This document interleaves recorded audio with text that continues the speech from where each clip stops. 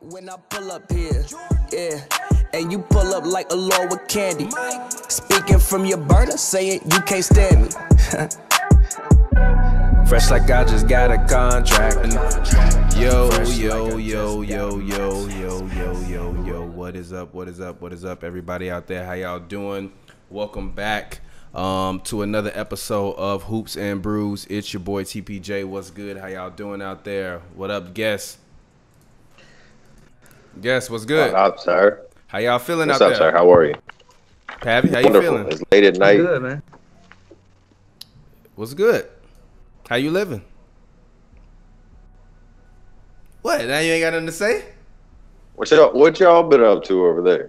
Y'all got more time during the day to do stuff. I'm done with the day. My day's over now. I mean, I guess we got more time in the day to do stuff. I mean, I'm probably just gonna. Yeah, I do the same thing every day, bro. Like, it's not even at my daily routine is like the same 5 things maximum. That's funny. Every day. I play 2K. Game routine now. I play 2K. I try to make it long. I might watch some basketball related content. I talk on the phone and I go to sleep. That's funny. Cause Josh, you still working, right? No. Oh, yeah. No, okay. I have decent enough seniority. I don't have to go back for a little while. So okay. It's good. Shout out there. Well, then that's good. Shout out to you, Josh. I've been golfing every morning. Oh, okay. All right, turn up. Yo, I had a plan to learn how to play golf by next February.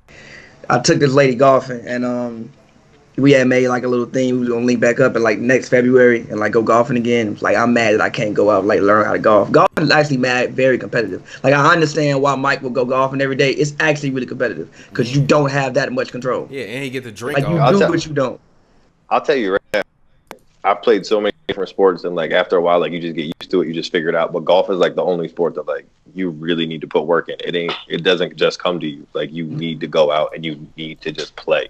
I can believe it. Like, because that shit is hard as fuck. And like I said, you don't have that. Like, you have control, obviously, but like you don't at the same time.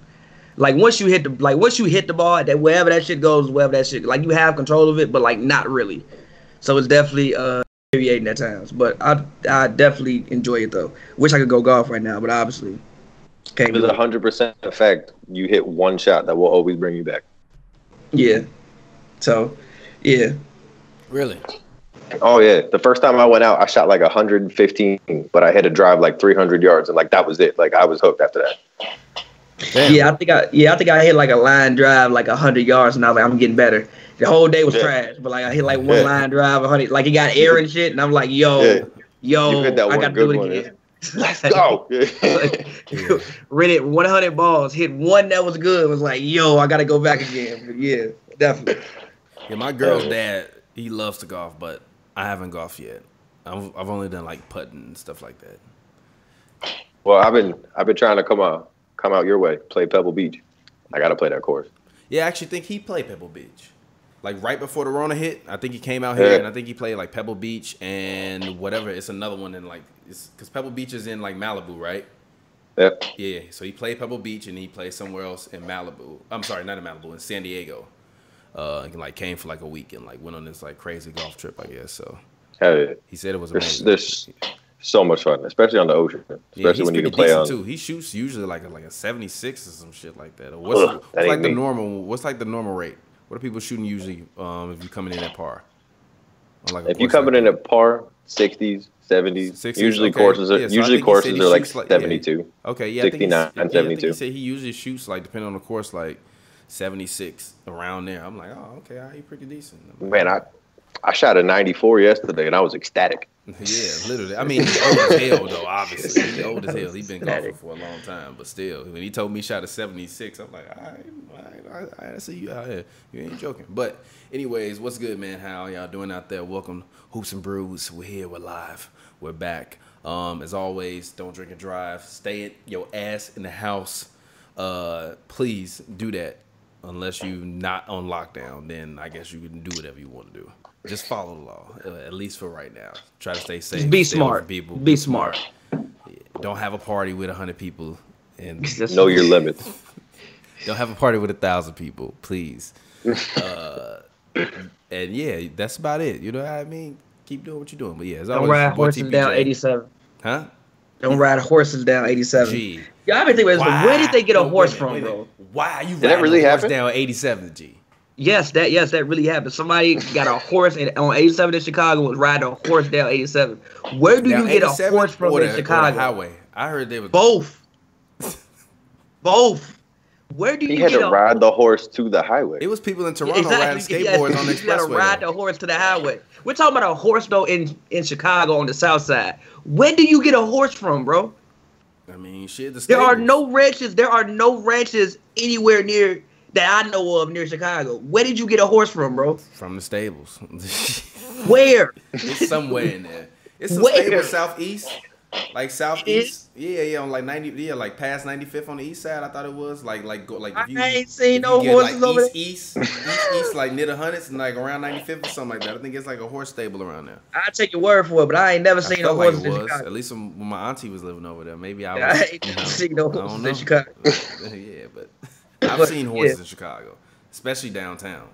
I mean, yeah, like downtown, you see them, they got the little carriages, but I'm talking about that was first of all, the horse was a very beautiful horse. It was a nice horse. I haven't even seen video of this man is standing on top of a horse playing like trap music in traffic. It's like, yo, what? Does Chicago have do y'all have like police officers that are on horses? Nah, I ain't got no police officers on horses. Yeah, dude, that's the scariest thing in the world. You go to New York, that's the scariest thing in the world. Them horses are mean. Nah, you know what they do? Like I remember when it's just rare. Like I remember when the Blackhawks won their championship, they definitely had like police horses out there making sure they don't wild out too much. Like yeah, they do, but it's not like randomly a policeman gonna come through on a horse. It's just like a rare occasion. I looked for it. I couldn't find it on the internet. I guess it ain't on Google. I guess he didn't go to jail, so that's good. I can send it to you. He didn't go to jail though, so that's good. I mean, what did he do wrong? He didn't have I don't know if it's legal to just ride horses down the. It's not a crime. Did he have his horse permit? It's not a crime, but like I mean riding that motherfucker down the goddamn expressway like it's a buggy. It's just like what the fuck. That horse go cap out at about 30. That dude just got done watching Game of Thrones and got really I don't know what's going on, Jay. Hey, ever since I seen that fucking I Who seen rides this whole horses? video about this man having a tiger in his apartment in Brooklyn in the projects, like a 500-pound tiger. Like he raised this tiger and kept this tiger for like a long time. Ever since I seen that, I'm like, yo, all these exotic animal stories sometimes be making sense. What if he just had a horse that he was raising in his backyard? And he's like, fuck it, ain't nobody outside. Where did you get a horse from? I'm finna ride down the street in this motherfucker. But where did you get this horse from in the first place to raise it? Is my question. Amazon. You probably could get a horse. Yo, you gonna be able to order a horse from Amazon in a minute. I'm surprised Bron ain't ordered a full basketball court. I know he got grass. Full basketball. Like, hey, Bryce, let's go. We gotta connect these little parquet things together. I gotta get ready. Bron probably been in the crib watching Rough Cuts of Space Jam. By the way, you saw. Go ahead. The 18th, the Lakers are talking about going back. Yeah, I think the 16th, the Lakers are able to go back to practice. I think Adam Silver's hoping a phone call tomorrow with all the players, I guess, to discuss whatever they're going to discuss. I'm assuming starting the season. Josh, is that something you would like to see? Like, would you like? How do you feel about the season? Stupid. How do you feel? How do you feel about the season? How do you feel about it possibly coming back? Do you want it to come back? Are you over it at this point? Like, how do you feel about it? I mean, at this point, like, I would like to see it come back, even if they don't play in front of fans, just because, I don't know, like, there's nothing on. There's literally nothing on. So if you could put that on TV, if you could televise that, like, I would watch. Like, they were even talking about playing all the games in Florida. Like, all right, bet, whatever. Like, just let me watch games. Like, because I think they might be a little bit more competitive. Because, like, if you can, like, really hear what's being said back and forth and you can really hear what's going on the court, like, that's a completely different dynamic of the game. Because you don't have all the background noise. Like, you're literally going to hear LeBron yell at everybody. You're going to hear Patrick Beverly cussing somebody out on the court. And, like, that's the aspect that I want. That's the aspect that I'd rather hear. Smooth minute-long delay. That's also I didn't think we had a smooth minute-long delay. There's going to be a dude hired to just hit the button. Nope. Smooth minute-long delay. That shit gonna be sounding like a goddamn beef mixtape. You're gonna hear everything. I will. I mean, Draymond said that the Warriors, I believe, asked him to create a playlist for them to play during the game. Yeah. So I feel like they're gonna try to like DJ it during the game and have like a DJ play during the game or whatever. That'd be dope though. Like, I mean, honestly, what they should do is just have artists give a live concert while the game is going on. Just like get Kendrick to go up there for 2.5 hours and perform. Come on, G. Whoever the local dude is. He only performed during the commercial breaks. Relax. He performed for like a minute every commercial break. That's fire, G. That's fire. That's fire. You get like J. Cole and the NBA. You get like 1 minute of J. Cole after every timeout. He just somewhere like in the rafters with like 4 people performing. Fire. NBA. Cut that check. Remember I said that. Go ahead. Somebody hit up Schoolboy Q. I'm gonna need him in. Dead ass. I want to see Crash Talk live from LA at Schoolboy Q in the rafters like Sting.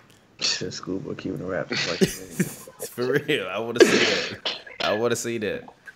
Have him perform that part. Have Kanye be on the parquet. We can have Meek Mill in Philly. I'm down with it. Yeah, I'm sure Kanye of all rappers would be willing to modify some of his verses to talk about the coronavirus or social distancing. Since he said he's no longer gonna be reciting his non-secular lyrics. Yeah, he said he's not performing those records. So like, go ahead. He pulled something again. Yeah, like how do you fix that? Okay. Beggars can't be choosers, bitch. This ain't Chipotle line. Like, how do you secular? How do you like? How do you fix that? How do you fix that? But all right. Anyways, man, it's Hoops and Brews. What's good? How's everybody out there doing? Let's go ahead. Let's hop into it. Josh, you wanted to talk about is Kobe Bryant the GOAT? So I'm gonna go ahead. I'm gonna open up the floor to you. Talk to the people. Tell us why you think Kobe Bryant is the GOAT.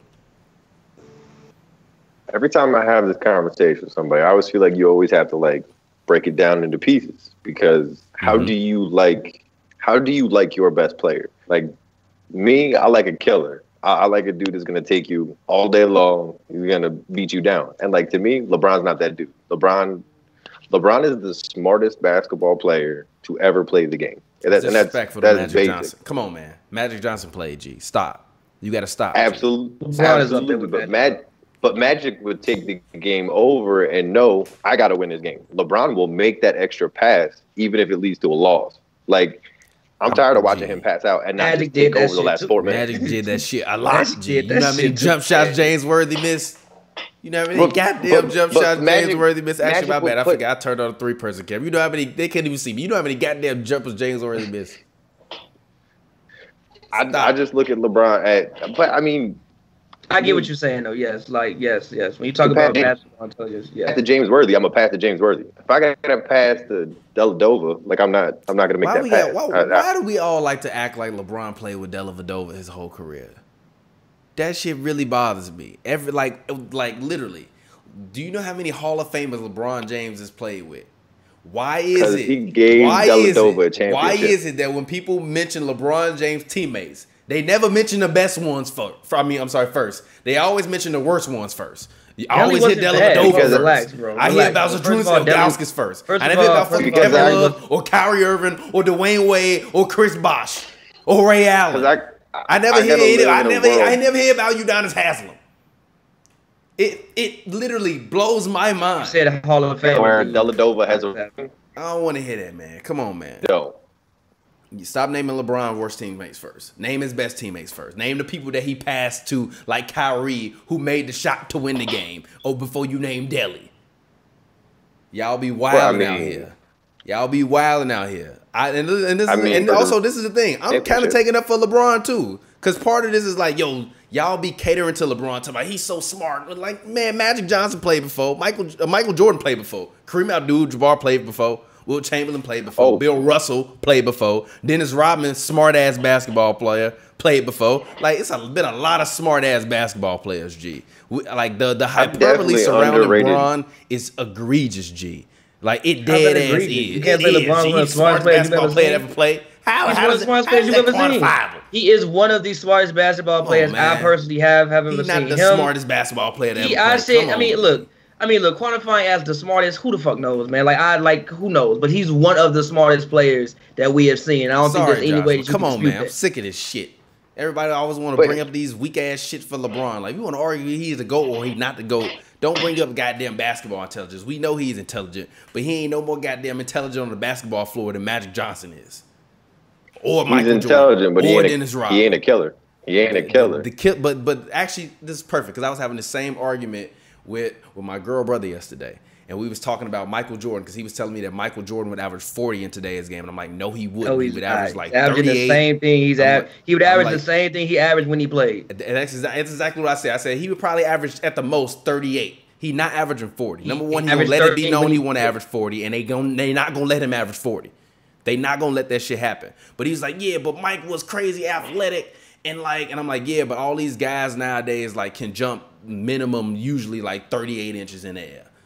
The guys that got the most, like Hamdou Diallo got like Mike ups. He jumped 44 inches in the air. Like these are random guys on rosters. So it's a lot. No, wait a minute. Just let me finish real quick. So I was like, bro, it's a lot of people that are as athletic as Mike was. Like those guys back then were athletes, but they weren't like, they hadn't been training for this thing like these guys are training. Like these guys are training from the time they like 8 now to be professional basketball players. So by the time you get there, you are at your peak form athletically. These guys are Mike was like the best athlete. When you see Mike, usually he in the air and ain't nobody else up there. Everybody play up there now. He like, yeah, but because Mike was so tenacious, he would average 40 because he athletic. I'm like, well, I need to know. Is it because he was tenacious or was it because he was athletic? If you're going to say that LeBron is good because he got a high basketball IQ, fine. But a lot of people love to be like, oh, well, LeBron got a high basketball IQ. He played with bad players. Yeah, but nobody ever names the good players he plays with first. They always name the bad ones that he played with that they say that he had to save and make good. I don't hear nobody saying that LeBron IQ helped Kyrie the first thing that come out of their mouth. It's always somebody bad. That's the problem I have with that. And I'm sorry. I'll leave that alone. You can continue. My bad. But I just hate when that's brought up in arguments. Go ahead.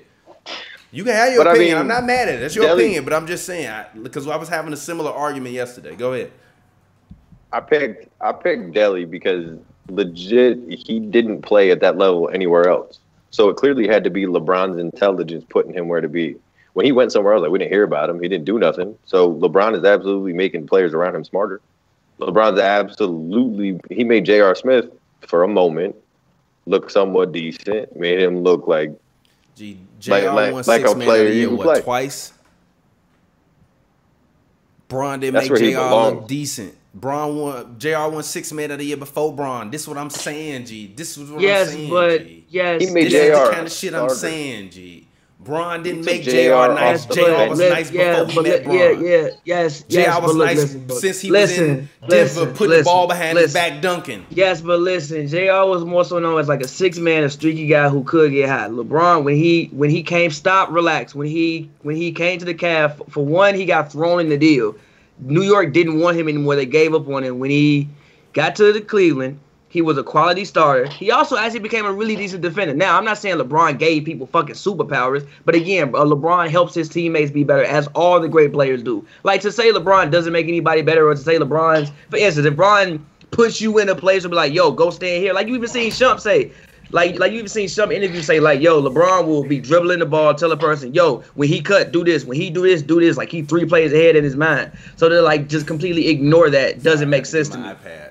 So personally, to completely ignore that doesn't make sense to me, especially when I've heard teammates of LeBron talk about how it's a Shump. I've heard him talk about how intelligent he is millions of times and say that he'll play them and be like, yeah, so when he moved, cut here, and then like them play literally be right there. It's like, oh shit, like I didn't even see that happen. Well, I didn't even see that could possibly happen. When did anybody say he made JR? Yeah, obviously, JR was a quality basketball player. Why are you naming JR Smith, G? Listen, bro. Obviously, JR Smith played quality basketball. No, because what you are trying to do is undermine a man's intelligence. And it's like, I'm not undermining a man's intelligence. How am I undermining a man's intelligence when I'm saying that J.R. Smith was a better player before he met LeBron? I don't necessarily think he was a better player, though. Yes, he was a better player. How you almost averaged 20 and you what? But listen. Yes, he was a better player. I'm not undermining nobody's intelligence. J.R. Smith wasn't no damn scrub. Listen, bro. Just because you average more points does not mean you help the team win more. I think I didn't say who said he was a scrub. Who the fuck said he was a scrub? All I said was just because you average more points does not mean that's when you played your best basketball. Sure, J.R. Smith did what he did, but J.R. Smith contributed more to winning, to quality winning basketball when he was in Cleveland than he did anywhere else. Outside of that last year when he shot like 32%. Huh? Including when he was 6 man. Yeah. All right, bro. There were more shots to be had in New York and Denver. Now you got to split shots between Kyrie and LeBron. He couldn't put up enough. He couldn't put up the same amount he could. All right, bro. He wasn't hitting big shots in Game 7 of finals when he was in New York or Denver. He wasn't doing that shit. I'm almost positive J.R. Smith, his percentage went up. Yeah, because he wasn't going to the finals on that team. He contributed more to winning.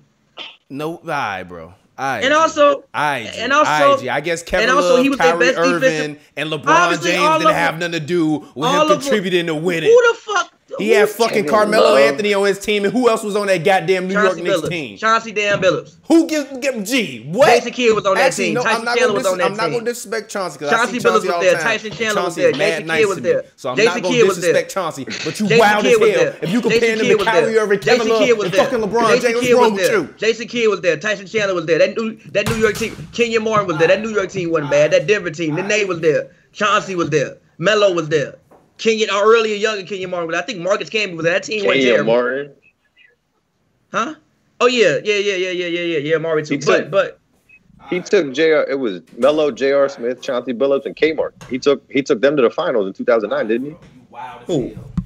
Or the Western Conference Finals. Yeah, Conference. I'm just saying, yes. Old ass Jason Kidd.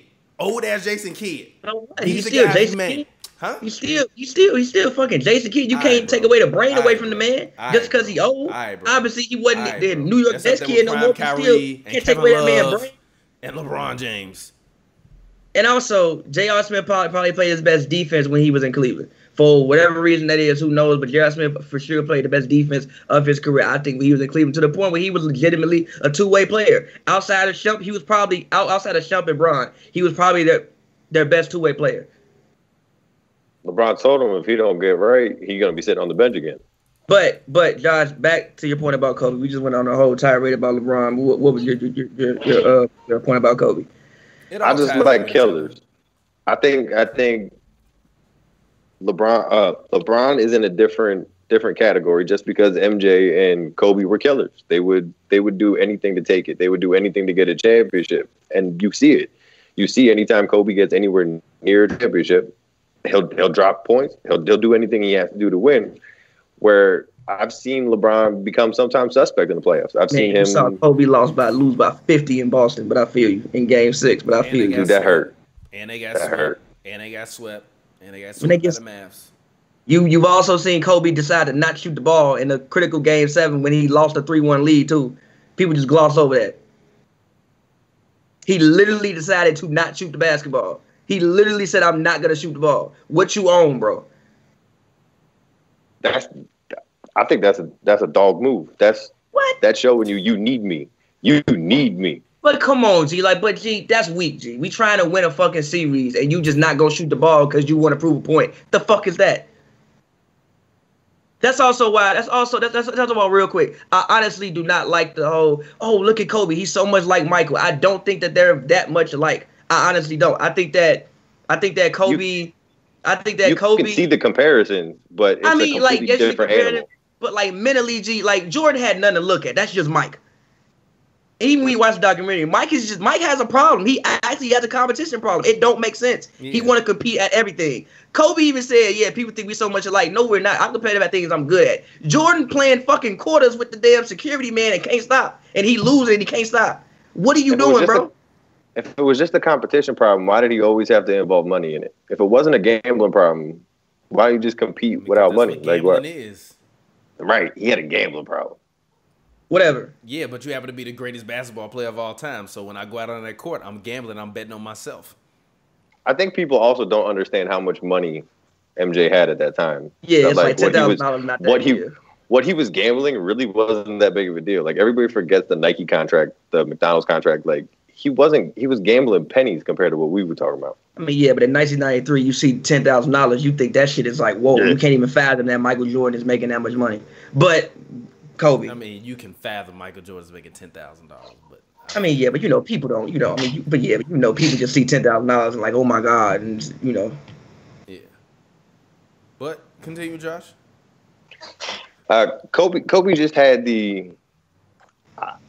I like my players to go at the other team, at my teammates. I like my players to push everybody, and I feel like LeBron just has that. I want to be your buddy. I want to be your friend. I want you to like me. I need you to like me.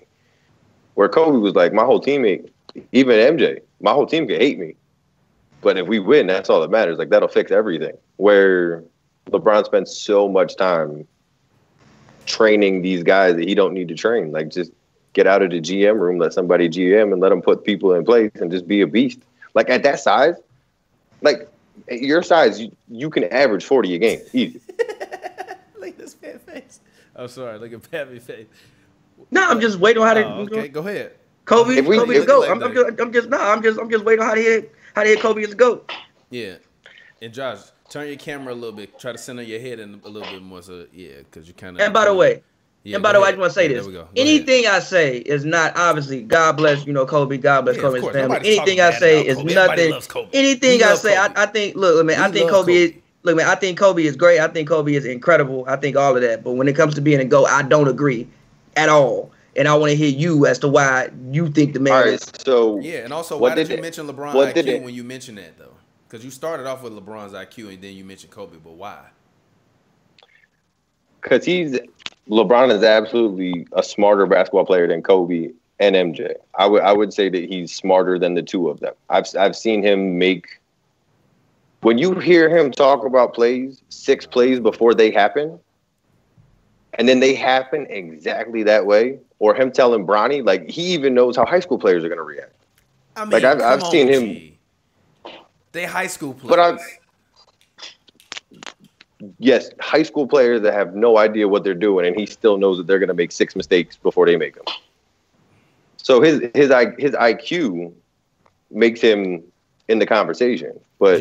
Kobe had a whole ass basketball program playing for girls from the age they get to be like 6 until they get to the WNBA. G. I don't want to hear that. G. This is why I said. I mean, yeah, but also, I mean, yes, I mean, like, yes, but also, yes, but also is the thing. Guys that have played basketball. Yes, but listen, also here's the thing with like LeBron's IQ, and you can take this however you want. He never had a Phil Jackson. Michael and Kobe did get the blessing of playing under a Phil Jackson, and obviously, if you play under Phil and Tex, a lot of what you know is from those two great basketball minds. It just is. God, all right, bro. Oh, Tex Winter made the two of them elite, made them go to the next level.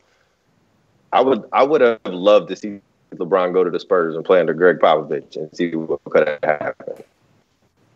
When he was talking about picking teams, stand up to watch that? We were all discussing. You stand up to watch that? Oh, my heart would be broken if that happened because I hate this.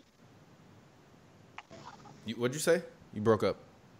My heart would be broken if Spurs because I hate the Spurs. I can't stand anything about the Spurs. I hate everything to do with that organization. I'm gonna ask you an honest question real quick. As far as the 2000s, as far as the 2000s go, which you would agree, you would say Kobe is the player of the 2000s, right? Yeah. Was he better than Tim Duncan, and why?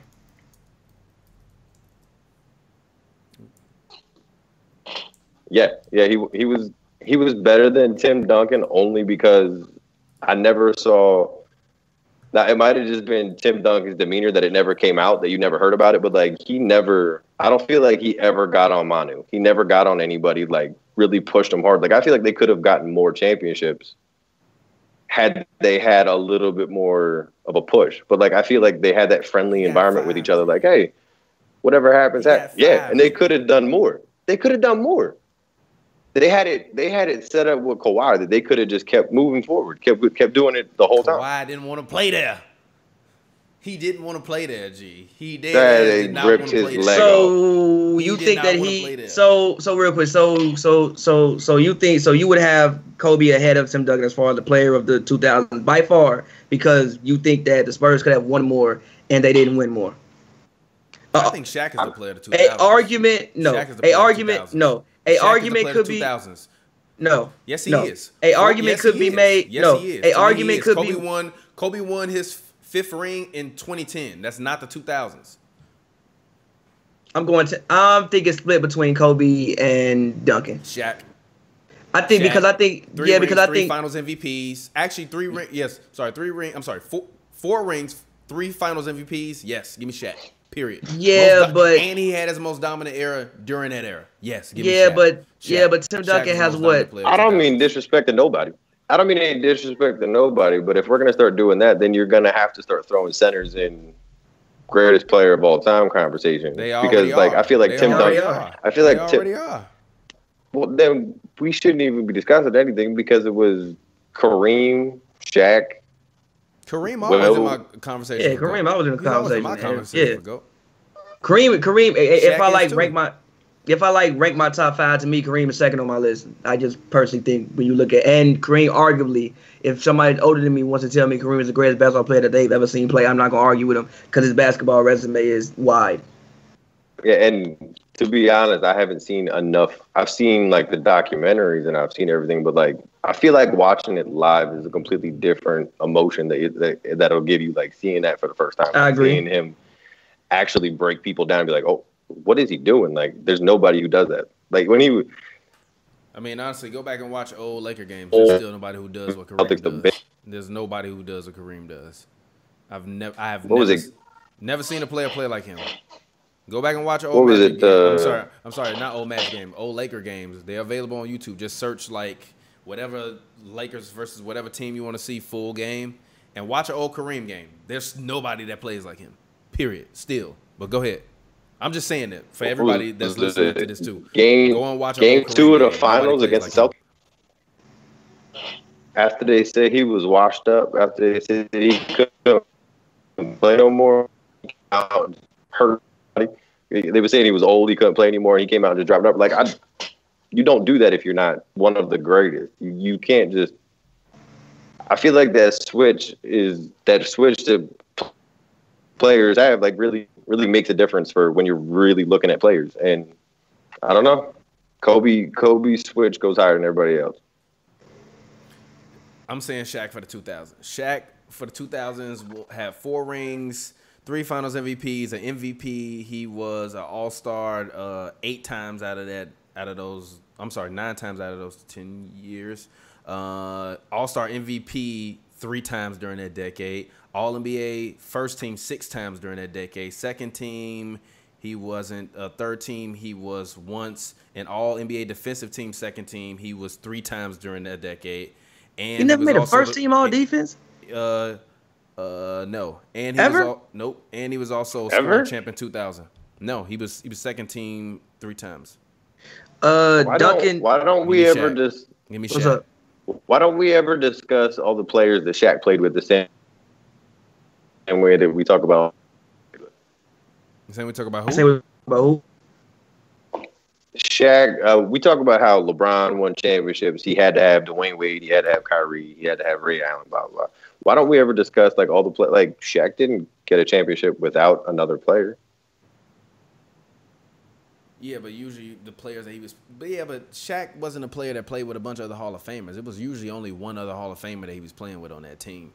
LeBron has had a. Don't look at it. Who else? Who? I'm asking you, Pavy.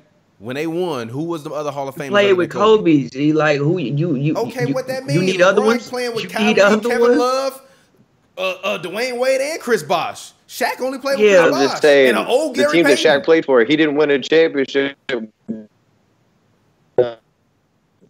Hold on, you yes, froze. But also, and he also averaged 20 and 10 that year. Yes, but also at that time, bro, teams didn't have like 3 All-Stars. It was a very rare thing for teams to have 3 All-Stars. You usually only had about 2, like early 2000s, maybe 2 on each team. It wasn't like teams would just stack up the way they are now. In general, they just weren't stacked the way they are now. In general, that's just how it is. Usually, they had 3 All-Stars. Actually, no. On the team, they had 2. One of them years? No. Oh, damn, my bad. I thought Robin was All-Star one of them years. That's sad. No. That's also why when people tell me Shaq didn't have no competition to play against, he did have competition to play against. Not really when he hit his prime. He really did. In the 90s, he did. In the 90s, he did. But in the 90s, he did. He took his lumps. He took his lumps, but he still averaged what he averaged and did what he did. And then when it came time for him to win, he went and he won. Yeah, but in the 2000s, they really like the early 2000s. There were really no other. I did. Yeah. But in the early 2000s, there were really no other centers when Shaq hit his peak. Yeah.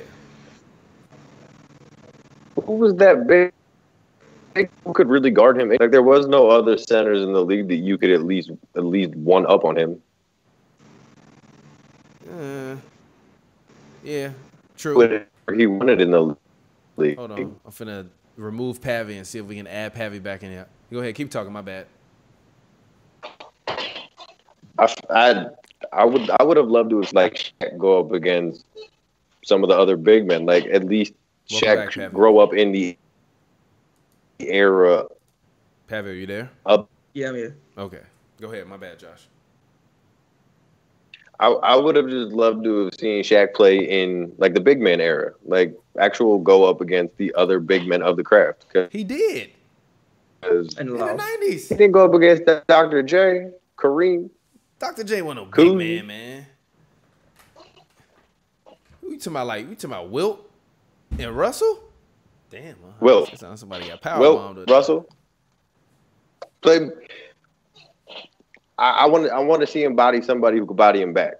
I really feel like in the 80s, Bill Laimbeer would have thrown an elbow across his jaw. Boy, Shaq might have hurt that man. He put that man in the hospital. Hold on, wait. We can talk about Shaq almost murdered Brad Miller. Y'all, come on, y'all gotta relax with that. We need to know. How old are you, Josh? 31. G, how are you saying this, G? You got to see some of Shaq, G. You got to see some of prime Shaq, G. How are you saying this? You sound like one of these young monks out here. I agree with the fact. You just threw Brad Miller at me. No, I said he punched that man in the. I said he almost murdered that man. I'm talking about physically punching that man in the face. I'm talking about. Go ahead, Pavy. I personally agree with the fact that yes, when Shaq hit his peak, obviously there just weren't that many centers in the league. Like in the early 2000s. I mean, he played fucking Tom McCullough, Rick Smith, and Mutombo. He didn't even catch prime Mutombo. Even though Mutombo did win a DYOP that year, Mutombo was like 31. That wasn't 31, 33. That wasn't like it was Hawks Mutombo or Nuggets Mutombo. So when Shaq hit his peak, there were a lack of bigs in the league, though. Really it was Shaq and then went to Ben Wallace and then Dwight. Other than that, who else? That was a center that was good at that point in time in the league. Bro, he played like 8 years in the 90s. No, I'm saying, but when Shaq hit his peak, as in his peak and started winning, that was when all of those great centers had faded, and he was the only one left. I honestly would argue that would be harder. That actually is harder to do. Wow, he was younger than all of them. He was younger than all of them. I would argue that it's harder to do because the league was starting to change, and it was going away from where your offense was. So for you to still be that dominant over that period, I would argue that it's actually harder. It's changed from what? What do you mean it changed from what? It started changing from what? In the 2000s, it went to more like guard ISO ball. It did. That's why y'all love to say all the big men was gone in the 2000s because it literally went to like. There also just weren't that many. But there weren't that many good ones. There just weren't that many good ones. And that's not exactly true. You still had Ducky, you still had KG. There was nobody at that side. And David there were a lot of fours for a little bit. Yes, he was, but still Robinson. Saying, it wasn't completely nobody out there when Shaq was playing. There was Shaq had no. Shaq had no like. It's not like in the Admiral. It wasn't really no shooting guards out there when Kobe was playing, but we don't. I disagree with that. Argument against that. Highly disagree with that. You mean in the early 2000s or like later on? In the early 2000s. You're wrong. T-Mac, you had Iverson, you had Carter, you had Ray Allen. Stop him? That could actually. He couldn't stop them either. That was formidable. Yeah, all of them. No, I told you many times. He couldn't do nothing with him. Kobe couldn't do nothing with AI either. And Kobe couldn't do nothing with them either. I told you many times. But they was also in another conference, so they would have to make it to the scene. And we saw what happened when they played AI in the finals. I've told you many times. They also didn't cover Kobe with a shooting guard. I've told you many times. In the early 2000s, I thought that Kobe was the worst one out. Not worst, but like when I ranked those guards, T-Mac, AI, Kobe was third on my list in the early 2000s. I've always thought that. In my opinion, if you disagree with me, I feel you. He was second because I was an AI super fan in the 2000s. I loved AI. I thought that AI was the best. I thought that T-Mac was the second best, and I always thought that Kobe was the third best. Now, if you want to say in the late, that outside of Wade, there really wasn't much in the two guard department. in the late 2000s until really Harden came and then Clay came and Jimmy came. But in the late 2000s, early 2010s, there really wasn't much in the shooting guard department. But in the early 2000s, I can't. So that's what I'm saying. So we can have them arguments all the time on that. That's why I don't like that argument about Shaq. You got to go out there and you got to win. And also, if the league is shifting and moving toward another dynamic, I don't think it was really shifting. Technically shouldn't be that potent. Yes, I think it did because you've never seen another big man that was dominant win a championship after that. And Tim Duncan, I don't really count in that because Tim Duncan played more in the mid range and less in the paint the older he got. In terms of won championship until he literally couldn't move and then he was just at the rim the only. But he still won championships and like. But he I don't think he was the best player on any of those championship teams also, after 2004, 5. Also, do you want to count Wallace dominant? I mean, defense is a part of the game. Wallace is not Shaq. He's also not a Hall of Famer. He's gonna make. He should make the Hall of Fame. And I want him to be a Hall of Famer. He deserves to be there. But I'm talking about what is right now and not. But you said you never saw another dominant big man win after that, and that's not exactly true. You saw Ben Wallace won. Ben Wallace was a dominant defensive player, the best defensive player of between him and Dwight, the best defensive players of his era. If you want to say they kind of played in the same era. And the Celtics, KG won defensive player of the year when they won that ring. I think KG was the best player on that team, and they won. I personally think KG was the best player on the team. That was a defensive team, and KG was the best defender on a defensive team. They weren't like an offensive powerhouse. They got buckets when they got them, but they weren't offensive powerhouse. If you count KG as a big man, then that means Shaq was playing against big men. It was big men out there then. You acting like so that's what I'm saying. Listen. The 4 spot was heavy. The 4 spot in the early 2000s was crazy, but that 5 spot, it like the centers of the pass had kind of faded away. There was no real 5. Or also what happened, which is something that Gilbert used to talk about all the time. A lot of the guys who were centers didn't want to guard Shaq. So you had a lot of guys who were coming up in high school that were switched down to the 4 because they didn't want to play the 5 and have to guard Shaq. So the 4 became. So I'm not saying that he wasn't dominant. I'm just saying that in that era, like it wasn't like he went head to head with like another great center. But again, you play in your era and all you can do is do what you do. But point being, I would.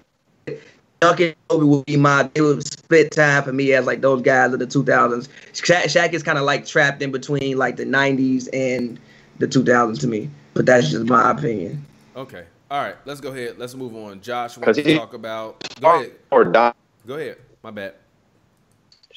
Shaq was far more dominant in Orlando. Like if you could have gotten Orlando Shaq in LA, then that changes things. But I don't agree with that. I think Shaq's most dominant year was 2000. I agree. 2000 or 2000. You don't think Kobe had nothing to do with that? I mean, you don't think Penny had nothing to do with that? Penny was Kobe. Penny was pretty damn good. Penny's whoa. Penny, that's because Penny got hurt. Penny was pretty damn good when he was there. I think it was All NBA second team, his second and third year. Penny was pretty damn good when he was there. Then he got hurt, and whatever happened. We don't know how Penny's story turns out if Penny stays healthy. Do you think is he the one that who's the NBA player that you wish didn't get hurt? Is Penny the one? I would probably say D Rose. Just me being me being from Chicago. I just would have loved to see his career play out fully healthy all the way through. Reason being is, you won MVP at 21. We don't know where his story turns out. When you talk about the pantheon of great point guards, he might have been a guy who could like contest Magic for that. I also don't think Steph Curry would even exist the same. I don't think a lot of point guards would. I don't think a lot of people in general would exist the same if D Rose doesn't get hurt, especially point guards. I think Russ benefited. I think Steph benefited the most. I think Paul George benefited. Legacy-wise, obviously, because then you play with Indiana. Indiana was kind of that team that slid in and, like, contested the Heat. I think that would have been the Bulls if D-Rose doesn't go down. Kyrie even came up and, took the man with best point guard, John Wall. A lot of guys, I think, LeBron himself, I don't think LeBron goes to 8 straight finals if D-Rose gets hurt. I think D-Rose gets to at least 1 or 2 of those. He break through eventually and get to 1 or 2 of those. I think we'll never know, but I think 2015 might have been the year that he breaks through. I still personally think if, Bron doesn't hit that fall away crazy shot at the buzzer, the Bulls going to win the ring that year. And I still will always think that. I think that, if they could have stayed healthy and win that series, I think that they could have beat the Warriors that year. I really do. I think that Bulls team would have won that year. Yeah, I do. I think they would have played the Hawks. I think they would have. Agrees with me. Go ahead. I think they would have played the Hawks, probably beat them in like five or six, and I think they would have played the Warriors in the championship and would have probably won in six. I honestly think that. So D Rose is my guy because I think the NBA history would look a lot different had D Rose not gotten hurt. But that's my humble opinion. I would have bet a lot of money back in the day that Derrick Rose would have ended up better than LeBron visualized. To see the player, like not statistically, not on paper, but like you would have definitely looked at D Rose as that dude in the league. I wanted Derrick like Rose it wouldn't have been LeBron. That would have made my life. I would be sitting here right now with a D Rose jersey on. Swear to God. Because also, I still have mine upstairs. I rock. Because even the fact that he's still playing right now, can you imagine if he never got hurt? Would have been crazy. Because he wouldn't be. I don't even know what he would be right now. That's kind of crazy because he's crazy right now. And even I saw Coach from B-Ball, breakdown. He did a video. Derrick Rose's PER and his numbers and all of that stuff, in terms of like his per 36, are all kind of what they were near his MVP year. He's just not playing that many minutes because obviously his body isn't. But you wanted to talk about, Josh. You want to talk about the Jerry Krause in the Bulls dynasty too early. We're talking about this obviously. The Last Dance, the Michael Jordan, the Chicago Bulls Last Dance documentary series has been going on. We're entering into the final 2 weeks where we get the final 4 episodes. So, Josh, first off, obviously you wanted to talk about this. Talk to the people why you wanted to talk about this. I really disagrees with me, but I really think that had that team stuck together, they would have faded just like every other team, the same way the Celtics faded. The Lakers then faded, and we would have had the torch being handed off to somebody else at the end of their career. MJ got his farewell tour in '98 at his peak. I don't know another player in the league that got a farewell tour at his peak and got to go to another team, and it really didn't matter what he did as a Wizard. Like we didn't to see MJ play. I mean, he only got his farewell tour really because I think if the lockout wouldn't have happened or there wouldn't have been an imminent lockout, then I think he might have played. But I think when you see a lockout coming, the Bulls didn't really want to pay you, or what was he making, like $33 million a year? That was tough from him getting. They would have paid Mike. They didn't want to pay the other people. No. I know they would have paid Mike, but I'm saying if he don't want to come back without Phil, if the lockout isn't, because even before the season, obviously you have to negotiate a CBA the next year. So usually they try to get it closed before the negotiation deadline comes up. But if you can't get it done ahead of time, then you get to that point and you negotiate like the WNBA did. So if you Jordan going into this year, I know that I'm making X amount of money. I know the CBA is going to change. If the CBA is changed, then it's probably going to lock up a more long-term deal with more money versus if I just retire right now, I can just leave, walk away, and then maybe if I want to come back in a couple of years, start over again, because also I'm going to have to worry about trying to come back with this team without Scottie, without Phil, without Dennis, and we're going to be coming out of a lockout. That's going to be a terrible time for us. So we might not even make we're going to make the playoffs, but we might not even make the second round, third round, because I don't have the help that I need for me to get there because the lockout is happening. So I think Mike was just looking at all the external forces and was just like, it's not really worth it for me if Phil isn't coming back. If Phil is coming back, then obviously, yeah, because if Phil coming back, then that means most likely Scottie going to come back. I think if Reinsdorf would have fired Krause and Phil and Scottie agreed to stay, then yeah, you would have probably got to see them fade out. But even after Scottie left, I mean, he wasn't bad. He wasn't great, but he wasn't bad. Him and Mike still would have at least got to the finals. I think they would at least got to the finals one more time. Yeah, I think they would have had at least 2 or 3 more finals left in them. No, the hell they wouldn't. I think the Bulls dynasty ended the way it should have. I think that the fact that they didn't lose, there's no stain on their record.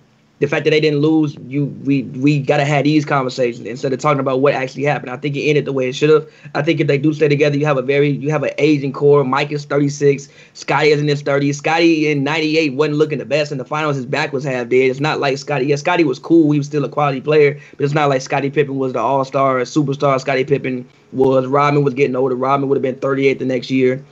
2 years after that, he was out the league. He was going through his problems anyway with drinking or whatever. Harper was older. Like, the only guys who were still, like, young was, like, Kukoc. It was a pretty old team. I think it ended the way it should have. I think they may get back to the finals in '99. If they do get back, they're getting cooked by the Spurs.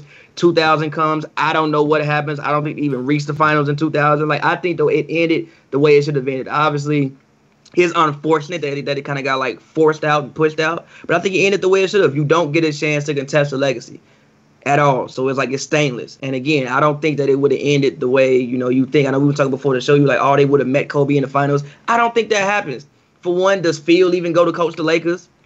Yeah, he never goes to coach. Does Phil even go to coach the Lakers? Ron Harper. Stays there, if Mike stays and Phil gets to stay, he doesn't. He's not going to coach the Lakers. Why does Ron Harper, who was an important part of that team, if you have Kobe and Shaq, you can go and get what. Yeah, but we can't.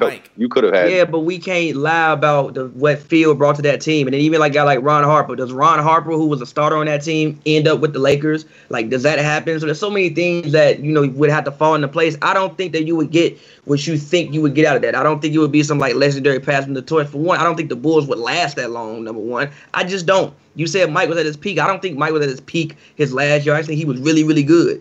Peak Mike is like first three-peat Mike. Even when he came, Mike ain't really, really good because the motherfucker cold. But I don't think he was like at its peak anymore. Like, nah. I don't see peak Jordan. So I don't think that it would have lasted the way that we all think it lasted. I think it would have gotten bad. Maybe they make the finals in '99. If they do make the finals in '99, I don't think they win at all. I think it would be very hard for him to win. I think you're dealing with a young Tim Duncan. Shout out Rodman, best defensive player ever. But Rodman got a lot on him with dealing with David Robinson and having to deal with Tim Duncan.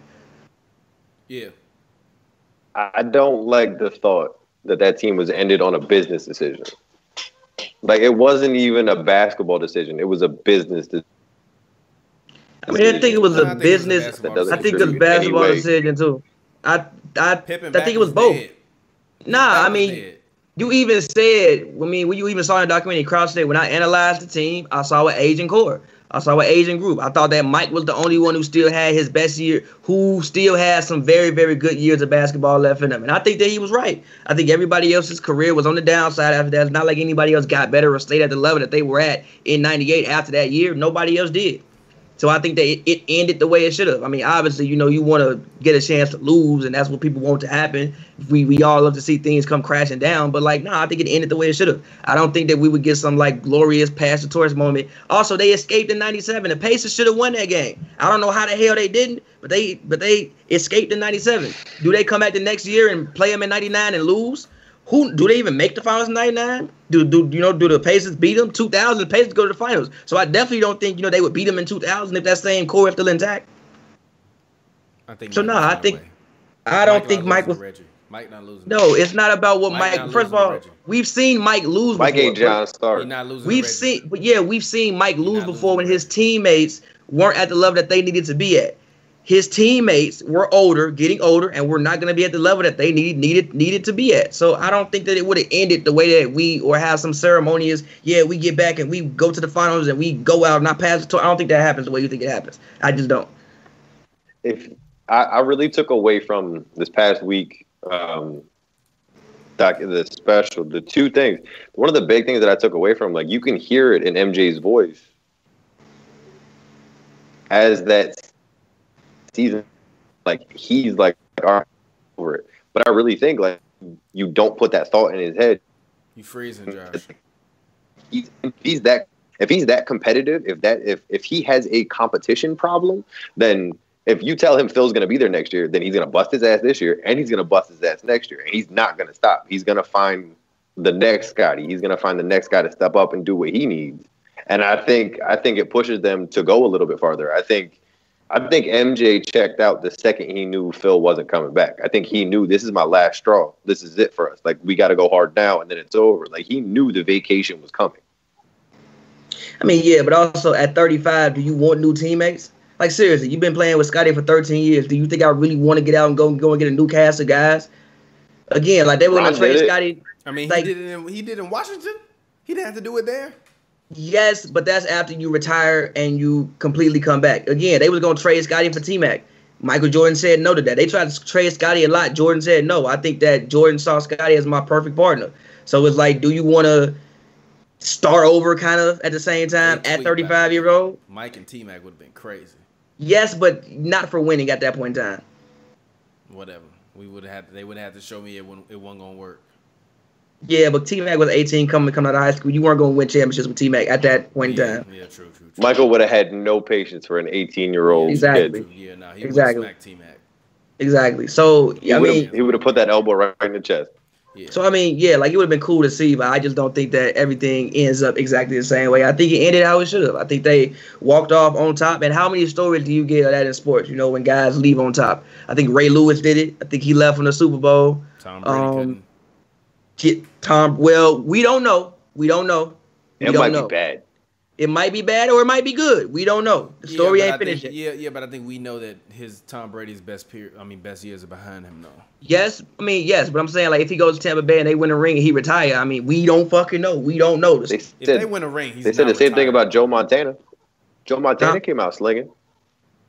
All right, I mean, I guess we'll see. But didn't they go to an AFC Championship game with Joe Montana? Yeah, so it's like, but yeah, again, how many teams or guys get to go out on top? It's very, very, the Warriors, at least that chapter of the Warriors didn't go out on top. Like, it's very, very few times that teams and, you know, players go out on top. And I think they got a chance to do that. And I think that's the beautiful and interesting part of it. I don't think the story is as interesting if they lose. Speaking of the Warriors, Josh wanted to talk about this. Is Steph Curry overrated? Josh, you're coming through with the hot takes today. Why do you want to debate or talk about if Steph Curry is overrated? Talk to us. Let us know. What's up? I really feel like that unanimous MVP, like, it just, to be the only one in the league who has it. That was hilarious. You better be something special. And I'll tell you what, Was he not? Not by himself. Was he not? Not by himself. What? Not by himself. What? When have you ever seen anybody drop bombs like that? Never. When you have to cover every other player on the court, you got to cover him. Grab your children, his ass in Charlotte. What? Put his ass in Charlotte by himself and let him ISO with nobody else to kick out. He's still gonna be raining bombs on what you mean? Hell no. Fucking Trae Young averaging damn near 30. You think Steph Curry, when he won unanimous MVP, wouldn't play good in Charlotte? What? Huh? Nah. Huh? Nah. All right. You're doing good, though. You on that shit. Get out of here. You wild. Go ahead. Continue. Go ahead. I mean, I really feel like the championship is that one propelled to be. It builds that chip. It builds that confidence in you. What does that even mean? His body ain't built to winning a championship. Build your confidence. Let you push more. Let you push harder. If you got to spend your whole career in the doldrums of Charlotte, losing left and right, he's already proven his body can't handle that. He don't have two ankles. He already's missing a finger. He already can't handle his arms. You know how bad he's gonna get beat. They're gonna just come at him. Hold on, look. I'm gonna remove you and then I'm gonna add you back in there because you're breaking up because of the connection. So I think it's just Skype twigging out, and then we're gonna continue that. But Pavy, how do you feel about that? I think him being the first unanimous MVP is hilarious. Why? I just think that there should have been unanimous MVPs before then. It's just like one person decided to vote for somebody else. Like LeBron should have been in. I think Shaq should have been in 2000. How the fuck was Jordan not unanimous MVP when they won 72 games? How does that even happen? I think him being the first unanimous MVP is legit hilarious. As far as him being overrated, I think that him being overrated depends on where you rate him in general. I think that if you have him as the best point guard ever, okay, then you're overrating him. Or if you have him like top 10 of all time at this moment, I think you're overrating him. But in the concept of him being quote unquote overrated, I don't think so. I think he's rated properly. I think he's a great player. I think you can't ignore his effect on the game. Whether you want to say the system helped him, the systems help everybody. Jordan ain't to me. Mike. Jordan. I mean, Jordan is great, but Jordan don't have 6 rings without the triangle. Shit, Kobe don't have 6 rings, 5 rings without the triangle. Systems help everybody, so I can't, say, the system, because again, you got to play in the system. Everybody just can't play in the system. You got to be a guy who can fit the system and play in the system. So as far as his skill set being overrated, I mean, no. Do I think that I have him ranked as the second best point guard of all time? Do I think that he's the second most talented point guard of all time? No, but I cannot argue with the man's accomplishments and argue with what the man has done. Second most talented point guard of all time. I honestly think an argument could be made. I think Russell Westbrook, I think, is up there. I mean, the man that averaged 3 straight triple doubles, I think that's up there. I think you have to make Chris Paul is up there. I think when you look at what he's done on offense and defense on both sides of the ball. Steph Curry? Yes, because it's two sides of the basketball court. Chris Paul is a What is Russell Westbrook doing on the opposite end of the basketball court? rebounding, averaging 10 boards. Steph Curry don't give you 6 rebounds a game. That's not 10. Chris Paul don't rebound like Steph Curry. Yeah, Chris Paul rebounds just about as good as Steph Curry. He's a better one-on-one defender than Steph Curry. I think led the league in steals 7 straight years. He led the league in steals 7 straight years. He's been first team all defense. Steph Curry. Yeah, he's been better defensively by far. He's I think first team all defense. He is I think a better playmaker than he is. Obviously shooting, no. I think he's a better playmaker than he is. But again, you can't argue with Steph Curry in the compliment. Why ain't a better player then? Why ain't been a better player then? For one, he's unanimous MVP then? Multiple MVP? Listen. For one, he's 6 feet, which there's only so much you can do when you're 6 feet tall. Steph is still a bigger guard. I think that we in this generation of you see guys who like 6'5" and 6'6", people like Luka size playing point guard. So you forget that Steph Curry is actually a big guard. When you see him next to a guy like Trae Young, who is normal point guard, normal old school point guard size, you realize Steph Curry is not a small guard. Also, he's a great shooter. He's in the perfect system for him. But again, you have to run a system. But he's in the perfect system for him. I think a lot of things contribute to that. And again, you can't argue with the man's resume. I cannot argue with his resume. His resume is probably the second best, most impressive resume out of a point guard, unless you want to put like Oscar Robertson in there or some shit like that. But I didn't watch Oscar play every night, so I'm not going to do that. But as far as him being overrated, I can't subscribe to that. Go ahead, Josh. All right, just connect it back in. My bad. Huh? I think if you put Chris Paul on them Warriors, that's they not doing nothing. Nah, it don't work the same. They're not doing nothing. That team wouldn't work the same. There would be no need for a Draymond. Why would you need a Draymond? That team wouldn't work the same. You don't think he'll facilitate now? Clay don't need to dribble. Nah, it's just like a guy like Draymond. What's the point of having Draymond if you got Chris Paul? Why do you need another facilitator if you have Chris Paul on the team? You would get scorers around Chris Paul, people who can score. If you got Steph and Clay, then you get a Draymond because you need him to facilitate and open it up and make sure that these guys can't get double so they can play off ball. So Chris Paul on that Warriors team wouldn't exactly work. I see the way you think it would. I see it, but I just see him adapting much better to that system. I mean, Steph Curry, for the lack of a better word, got really, really lucky. He ended up with a coach that played exactly the way he did. Well, wish he could play to that level, wish he could play to that system. And that system was created for Steph. That ball playing ability. Like he absolutely changed the league. He absolutely transcended the entire league to be, as a basketball coach, I hate Steph Curry. I cannot run a basketball practice without I know it's terrible. I know it's disgusting. I cannot run a basketball practice without having 17 kids running from half court just yelling Curry and chucking and not even hitting backboard. It's like, he spent a lot of time underneath the rim before he did this nonsense. Like, it's not necessary. Nah, yeah, I mean, I hear you, but it's not like I think that, I think Steph would be successful any way you put him. Now, would he be unanimous MVP? Probably not, but I think he would be successful any way you put him, as would most great players. But I think there's very few players on planet Earth you can just drop anywhere and get the same results. I think that's reserved for the best of the best. You don't think if you put Steph Curry in Charlotte, he's not like an equivalent Kemba? I mean, he's better than Kemba, but better than Kemba. He's better than Kemba, and they probably make the playoffs most years. But like, he's not the Steph Curry we know and love today. No. If they make the playoffs, he's still an all-star, so he's still the Steph Curry we love today. He's not two-time MVP Steph Curry. I don't see Steph getting the same looks. I don't see him getting the same. He not gonna get looks in Charlotte. How? They're gonna double him. It's gonna be harder. They double him now. Yeah, but if he got a had a ball, he's not gonna boxing one. He still averaged over the 30. Yeah, and that was because Clay was out that game, KD was out that game. If he's playing, Jimmy Butler is gonna face him. That was hilarious. If he's playing, Butler is going to face him. He's playing, never heard of him. What has he won? What has he done? What has he accomplished? Other than upsetting his teammates and getting traded away or moved away from organizations. What has Jimmy Butler done? Nothing. Fuck out of here. If he plays in Charlotte, they're gonna double him more. Turn that man Jimmy Butler into mincemeat.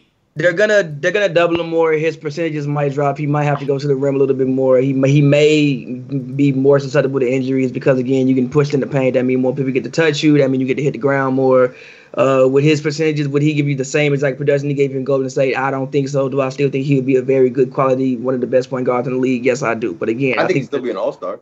I think he's just not two-time MVP. But again, I think there are very few guys that you can just drop anywhere on earth. I think LeBron you could do that with. I think a Magic Johnson you could do that with. I think there are very few guys on planet. Michael Jordan, Kobe. I think there are very few guys you can just drop anywhere on the planet and get the exact same level of production anywhere. I think that's reserved for a select few group of guys. And Steph is not one of them. I would agree with that. But there's nothing wrong with that. I disagree with that. So to be the first unanimous. I firmly disagree with that. You can't be the first unanimous and not be able to do this anywhere on earth. That's disrespectful to him. It is. First of all, him being disrespectful to him. First of all, him being first unanimous MVP is hilarious. Out of that MVP trophy, it should have Klay Thompson's name next to it. Okay, like relax. Wow. Don't. Yeah, you see, you tweaking. See, this is what I'm saying. That's what I'm saying. See, I'm not saying all of that. I'm not wilding. No, they're called the Splash Brothers. They had two of them. They packaged them as a deal. They sold them as a package. Look, you want to know how I'm going to defeat your argument? If you ask Klay Thompson, are you anywhere near as good as Steph Curry? Do you think he's saying yeah? Hell no. Hell no. I actually thought that. I actually had a take. I actually had a take a couple years ago. I actually had a take a couple years ago that's actually like irrelevant now. But I thought that with Steph aging and with Klay being younger, I thought that you would see a point in time in which Klay would be right neck and neck with Steph. I don't think that happens anymore because obviously Klay has torn his ACL. But I think that time, at a certain point in time, was coming. I thought that time was coming. Reason being, I thought that his playmaking would improve. Obviously not to Steph's level, but it would improve. He's already a better defender. I don't think that. Goofball. Huh? Klay's too much of a goofball. Like I don't see him like zoning in and getting serious with like practice, working out, doing all that stuff. Like I just don't see like that. Like he doesn't have he has that weird like everything's cool, everything's buddy, everything he does is all like laughing and joking. It's like, come on, man, like you're on a championship team, be a little serious. I mean, he's a champion. He's been as serious as he needs to be. That's how we do it. Work hard, play hard. Klay Thompson. Shout out to Rocky, his dog. But yes, I think that Klay is a lot better than what people give him some credit for when plays next to Steph. I think that they help each other out a lot more than what a lot of people would imagine that they help each other out a lot. Okay. I think that's equivalent to the Scotty MJ thing. Huh? I think that's equivalent to the Scotty MJ thing. Like, MJ wouldn't have been MJ without Scotty. Like, no one could have taken Scotty's place. Yeah, no one could have been telling me that MJ couldn't go and play anywhere and he would be the same player. But you tell me that about Steph Curry. I'm talking about the bond between the two of them, where I don't think you could have put another player in and had Steph. The reason why that's a little bit different is because we've seen Jordan literally average 37 points without Scottie Pippen being Scottie Pippen. Now, would he win the same? I highly doubt it. I don't think that would happen. But you literally seen Michael Jordan average 30 as a rookie with Orlando Woolridge on the court. This is the reason why that's a little bit different. Not that much. All right. Not that much. Not that much. Right. I'm sorry. Not that much. But Steph was out there with Monte, G. Monte giving you 20. Yeah. Giving you 20. What MJ had to do to average those points. Huh? Giving you but 20. What else was Monte giving you? That's why you get rid of him. Steph was out there with Monte giving you 20 points. Jordan was out there with Orlando Woolridge giving you 30 as a rookie. But he had a Hall of Fame out there. George Gervin was out there. That's Hall of Fame. George Gervin was Hall of Fame. George Gervin when he was playing with Mike. Look at me and these people in lie. Is he not a Hall of Famer, though? Wasn't he already in the Hall of Fame when he played with him? Like he was that old at that point? No, he was only 35. Come on, man. No, but he was finished, though. He was finished. He was done. It was over. So was Gary Payton. I'll y'all sit up here and tell me Shaq played with Hall of Famers when they won championship? GP was not. No, relax. So was Jason Kidd. Jason Kidd was basically done. But y'all gonna sit up here and tell me that he was the equivalent to Kyrie on that. Wasn't Jason Kidd starting on that team? Wasn't Jason Kidd starting on that team? Didn't Jason Kidd play like 2 years after that? He's not equivalent to Kyrie. Ain't I didn't nobody say on he that was team equivalent to Kevin when Love. did Ain't I? nobody on that When team did equivalent to LeBron. I disagree with that? Tyson Chandler. Tyson Chandler. I disagree with that. Tyson Chandler. I disagree with you. Tyson Chandler is equivalent to Kevin Love. I think he won Defensive Player of the Year that year. He won Defensive Player of the Year that year. I think he won Defensive fucking Player of the Year. He was probably named. I think he was named the best defender that year. Okay, that fine. ain't equivalent. Okay, fine. Okay, when the fine. fuck Kevin Love be the best at anything? Okay, fine. What about Kyrie? Exactly. Defensively, no. Look. No, look. I think that defensively, Tyson had the same impact Kyrie had offensively. So he had the same impact as Kevin Love and Kyrie? I mean, not as both of them put together, okay, but I think that so like he had the same impact as like. About that J.R. Smith thing. Who else was on the team, G? I mean, LeBron, Kyrie, and Kevin Love, and y'all sit up here talking to me about fucking Dellavedova. I hear what you're. So you're gonna excuse Kevin Love not being able to score? Well, he can score. He can. But I mean, he was a 20-20 guy before he came to Cleveland. He did what he was supposed to do. You know, like The Rock said, know your role and shut your mouth. That's what he did. You're not averaging 24 on the team. That's unnecessary on a team with Kyrie and Bron. So LeBron made Kevin Love a better player? You can get me 20 rebounds. LeBron made Kevin Love a better player? He gave him a ring. Certain ways, yeah. That's what I asked you. Did he make him a better player? In certain ways, yeah. Yeah. I think that Kevin Love has never contributed to winning the same way he did when he was with the Cavs. He didn't win a championship. You go from, I mean, obviously you were in Minnesota, and obviously, you know, Minnesota didn't have that much talent around you, but you go from winning 20 games to you're in the finals every single year. I think that the best of Kevin Love's game was brought out. Well, some of the best of Kevin Love's game was brought out when he was in Cleveland. For one, he lost weight. They did start to put him back. Kevin Love was a better player when he was in Cleveland. I think he contributed more to winning. For one, I think that you want to see Kevin Love in the post, but he lost weight. He got in shape and lost weight. And then when they started to put him back in the post in that Toronto series in 2018, it didn't look the same. So for Kevin Love and his body, it's best that he spots up, shoot. He got to outlet. He got to use his passing ability, use his hands more. Yeah, I think that he played some of his best basketball. Yeah, I think he played some of his best basketball in Cleveland. I do. If he don't meet LeBron, he don't get a ring. That ain't the question. I think he played some of his best basketball in Cleveland. I think he played some of his best basketball in Cleveland. Yes, I do. Now the numbers may not reflect it, but I think his shooting percentages were probably up. I'm sure they were. I'm not looking at it in front of it right now. I'm sure his 3-point percentages were up. I think he played some of his best basketball in Cleveland. Obviously, he didn't score as many points. I think some of his best basketball was played in Cleveland, as with Kyrie. I think Kyrie played his best basketball. Well, I think the first half, I think the last year in Boston, that last half of it, and that last year in Cleveland, I think were Kyrie's best season. And they're about neck and neck. Yeah, Kevin Love in Cleveland was... LeBron made Kevin Love better. His best percentage from three is... Well, his best percentage from three is in his third year. He shot 41%, but that was on 2 attempts. In 20... Listen, when he in 2017, 2018, he shot 41% with 5 attempts. So his 3-point percentage was up. Rebounds, 11. Yeah, I think he played some of his best basketball in Cleveland. He never averaged more rebounds, never averaged more points, never averaged more blocks. He never played nowhere near as many minutes, though. You get 35 minutes, 39 minutes, 34. You come to Cleveland, 33, 31, 31, 28. If you per 36 that, what does it look like? Per 36 that, and the numbers start to look... ain't better. They still ain't better. They're not better than when he was in fucking Minnesota. They start to look some of the same. This man was averaging 15.3 rebounds and fucking 20 points. And you sit up here telling me LeBron made Kevin Love better? G. Aye, bro. In Cleveland. Aye, G. Per 36, 21-12. They don't exactly look the exact same, but they look pretty similar. 22-11, especially you're talking about as a third option. We're not talking about as a first option when you're getting all the shots. When you're the only dude on the team, you can put up those numbers. Again, I don't think he ever contributed as much to winning as he did in Cleveland. Obviously, the numbers weren't better, but I don't think he ever contributed as much to winning as he did in Cleveland. That's my opinion. Better. LeBron didn't make that man better. Stop it. Kevin Love would trade his number. Stop it.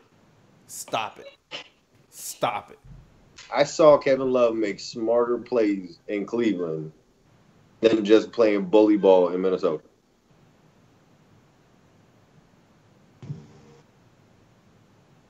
He was like 20 when he was in Minnesota, G. 21, 23. He left Minnesota when he was 24. Actually, 25. It's a part of it. Huh? Part of These it. supposed to be his prime years. What, 24? No. You told me what's people's prime years. 27 to 31. He or 28 to 27 31. to 31 when he played with LeBron. Not his prime years. Stop it. Stop it. Yeah, Yo, but I'm wow. saying, like, yes, but as a third Y'all option, wanna how give many LeBron shots? credit for everybody, G. Yes, LeBron but made as Chris a Bosh better. no. Alright. I don't think he made him better. But again, I don't think Chris Bosh LeBron ever. made Hold on, D-Wade wait. better? No, but D Okay. Wade was older Alright, anyway. okay. No, but I'm just asking you a question. and You answered it. I got no problem with that. and here's the thing with Chris Bosh. Yeah, he put up better numbers in Toronto, but his defense was better in Miami. I don't think that's all on LeBron, but his defense was better in Miami. Obviously, you were playing next to Haslam. You were on a better defensive team. And again, I think he contributed more to winning in Miami. He did what was necessary. You said, did he make D Wade better? Yeah. Hell no. I think he helped prolong his career a little bit, though. I do think he helped prolong his career a little bit. D-Wade retired like a year ago, G. How he helped prolong that man's career? Because a lot of more pressure would be on D Wade if LeBron ever went there. So, for instance, LeBron would say sometimes I would show up to the theater, I show up to the arena and not even know D Wade wasn't even playing. If D Wade has to go out there, D Wade already had bad knees. If D Wade has to go out there and put that same strain, no, he's not gonna play longer, bro. Has him still playing. D Wade would still be playing. Yes, but Udonis never had the strain on his body like D Wade. He ain't had the same injuries. That mean D Wade don't go to all them finals and have to play all them games. Yeah, but again, you probably playing 38 minutes as the main option again, and the defense is keying in on you, meaning you taking more falls, meaning you're more successful with the injury and things like that. Not rocking with that. He would. I think that he would have got more beat up as opposed to I got Braun. I can just throw Braun the ball and I'm good. D Wade. You remember? No. Actually, D Wade gave LeBron more longevity. That's how I look at it. He gave LeBron more longevity. Because LeBron would have went out there and tried to kill himself to win another ring by himself and would have never did that shit. But LeBron, I'm sure they all helped each other out. Never drafted Kyrie because Braun would have been there and they would have continued to be getting that ass spanked in the second and third round.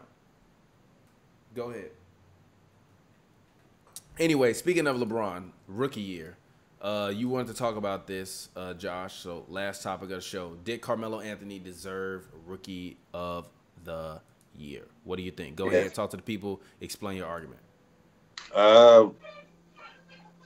If you look at the statistics between both teams before they drafted before the 2003 draft, they both had equivalent records. They almost had the same damn losing record. Melo came out, Denver, averaged more points, averaged more rebounds, less assists. But he took that Denver team to the playoffs. LeBron didn't do nothing in Cleveland until, 4 years later?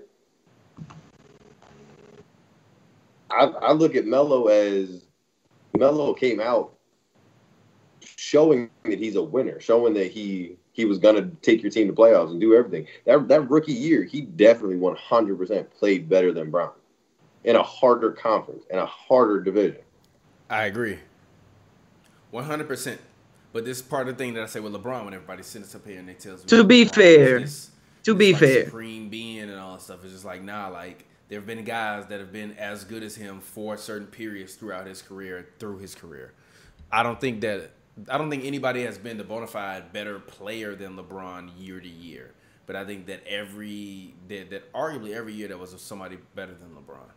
With the exception of 2010 to 2013. LeBron, I think, was the best player. To be fair. Go ahead, Pavy. To be fair, this roster is a lot different than the roster that won 17 games. So a couple different people on here that I'm sure had a major impact on winning outside of just Carmelo Anthony. And that's not to say that I don't think Melo deserved Rookie of the Year, because I do think that Melo, you were on a team that made the playoffs. You probably should have won that. But let's not act like the only thing that changed on the roster was Carmelo Anthony. That's not true. Andre Miller. Huh? They still got to gel. He still got to make it work. Yes, but again, you got Marcus Camby, who actually played this. He played 28 games here before. He played 72. You got Earl Borkins, who was quality off the bench. The biggest pickup is probably Andre Miller. in my opinion. Audie Miller's probably the biggest pickup. You had Nene. Now, granted, again, Melo was far and away the best player on that team, I think. But let's not act like Melo was the only difference to that team, and then Melo came and he won 30 more games. That's not exactly what happened. But either way, like it doesn't tarnish LeBron's legacy to not have the Rookie of the Year. But I do agree with you that Melo should have won a Rookie of the Year. But the reason why he didn't get that was because I think up until that point, you had never seen anybody come out of high school and do what LeBron had done, which made it at that age do what LeBron was doing in the league, which made it more impressive. Like most of the guys who came out of high school, they didn't really play too much their first year. I can't think of anybody before LeBron who came out of high school and was playing like that. I don't think anybody did that, which is why he got the MVP. With that Rookie of the Year for being that young and being that productive on a team for 82 games. You had never seen that up until that point. You had seen people be one and done, like Stephon Marbury had a really decent rookie year. Like you had seen that, but you had never seen somebody come out of high school up until the end and do what he did, which is why he won an MVP. With that Rookie of the Year, not MVP. But if you want to say that Melo's rookie season was better, I don't hate that. I never even. I feel like I almost forget that LeBron came like right out of high school. Like it just seems like he just started in the league and was the man from the beginning. But even Melo came off of a championship run in Syracuse. Sorry, like he had a real championship run. He's gassed. Like I see him needing more time to progress that way just because. All right, I just played college ball where Jim Boeheim had to rein me in, had to teach me some things and learn, where LeBron has just been able to be LeBron from day one. Like, go do what you do. Yes, but I would argue that that's what makes it harder and more impressive that you just literally just stepped in from high school when you stepped in on the NBA court and looked like you belong. And not just looked like you belong, you actually excelled. You had never seen that. And I don't even think you've seen that after that. Like literally, who came out of high school with anywhere near the same? Dwight didn't do that when Dwight came out. Dwight was decent. His rookie year was decent, but Dwight didn't do that. KG didn't do that his rookie year. Yeah. He didn't do that shit. He was cool. Yeah. But we did just get done saying like you can't control what era you play in. Yeah, and he as an 18-year-old came in the league, tore it up. You had never seen that before. You really ain't seen it since. But Melo was better. He was the Rookie of the Year. Did he have a better season? Maybe slightly, but again, he won it because it was so impressive. Again, you had kind of seen what Melo had done before. You had never ever in your life, huh? Well, we knew we were gonna give LeBron every other damn thing. Like no, we didn't. No, we didn't. We didn't know what the fuck to expect from Bron. He could like get drafted and suck. They had him on every poster, every. Yeah, but you don't know until you step on the court. LeBron stepped on the court in a grown man's league and excelled at 18 years old. You had never seen that, and you really ain't seen it since coming straight out of high school. Now, you may see it one day in the future when they do some shit, whatever. Even Luka, he played professionally in Europe. LeBron James came straight out of high school basketball, out of high school, and excelled in a grown man's league. You had never seen that before. For LeBron, huh? Huh? Yeah, you want to know why? Because Luka was playing in the pros. Luka is the best rookie to ever play. Ever. He's not the best rookie to ever play. I think Michael Jordan's the best rookie to ever play. Magic Johnson. Magic Johnson, Michael Jordan. Then I might go David Robinson. Then Jack. Larry Bird is up there. Bird is up there. Got the Rookie of the Year over Magic. No, because they were rookies. Weren't they rookies in different years? Or did they come in at the same time? No, Bird got drafted before, but you had to he got a chance to stay in college or some shit like that. College for another year or something like that. Yeah, and that's because I think they had a 60 they had a 40-game increase when he got there. They had a 40-game increase. Now they did add a couple pieces, but 40-game increase as well. So you got Bird, you got Matt, you got Magic, you got Jordan, Luka, Shaq, David Robinson too. David Robinson rookie was wild as shit too. 24 and 12. Luka's season is up there though. Luka and Giannis had me worried.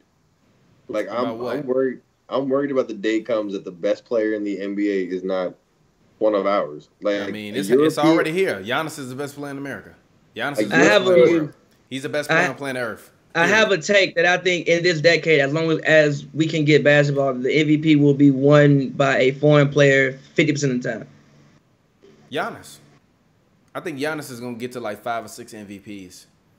I think defensively, what he can do, I think that's going to always keep him in the MVP conversation. As long as they continue to win games and he wins at least 1 or 2 rings over the next 5 years, he going to always be in that conversation just like Bron is. I think Bron is, like I said, Bron's best years are behind him. He's never going to be as good as he was before. I still don't think he's going to ever win a ring again. And I think that looking to the future, I think that it's now time for the young guys. And I think in terms of passing of the guard, the reason why I wanted the season to continue was because I wanted to see LeBron have to pass the guard to Giannis when Giannis win a championship, and the Lakers maybe make it to the finals, or even seeing, you know, Giannis beat Kawhi. I really think that would be a passing of the guard too, because Kawhi has been the one guy other than Steph Curry that could really, Steph Curry and Kevin Durant that can stop LeBron. What if Kawhi wins? Huh? What if Kawhi wins? Then we got to talk about him in a whole different light. If Kawhi win, he up there with Jordan. Relax. 3 rings, 3 different franchise, 3 Not jerseys yet. Retired from 3 different franchises. He got to keep going. 3 different franchises. He's not up there with Jordan. Relax. He's gonna be a 3-time Finals MVP. Relax. Yes. Relax. Yes. Relax. Relax. If Kawhi win a championship with the Clippers, he literally is top 10 all time. Relax. Dead ass. Relax. Top 10 all time. Relax. No, he got to keep going. He got to keep going. No, he got to. No, you win a ring with the Clippers and the Raptors. You got to keep going. You won a ring with the Clippers and the Raptors, G. I feel you, but you acting like these weren't already not the Clippers, but the Raptors were already set team already. They had been a consistently good team for 4 or 5 years. You add a better player than what you lost. They did what they should have done. You still have to. They lost to LeBron and they won 50. They won 50 games for like 4 straight years. They weren't a bad team. They just couldn't get over the hump. It don't matter. With LeBron. It don't matter. He in that I'm not going. Top 10 no, he's not. No, relax. Yes. Not top 10. But Dirk was like I think was my number 10. No, get out of here. But honestly, Dirk out of here because Giannis in my top 10 right now.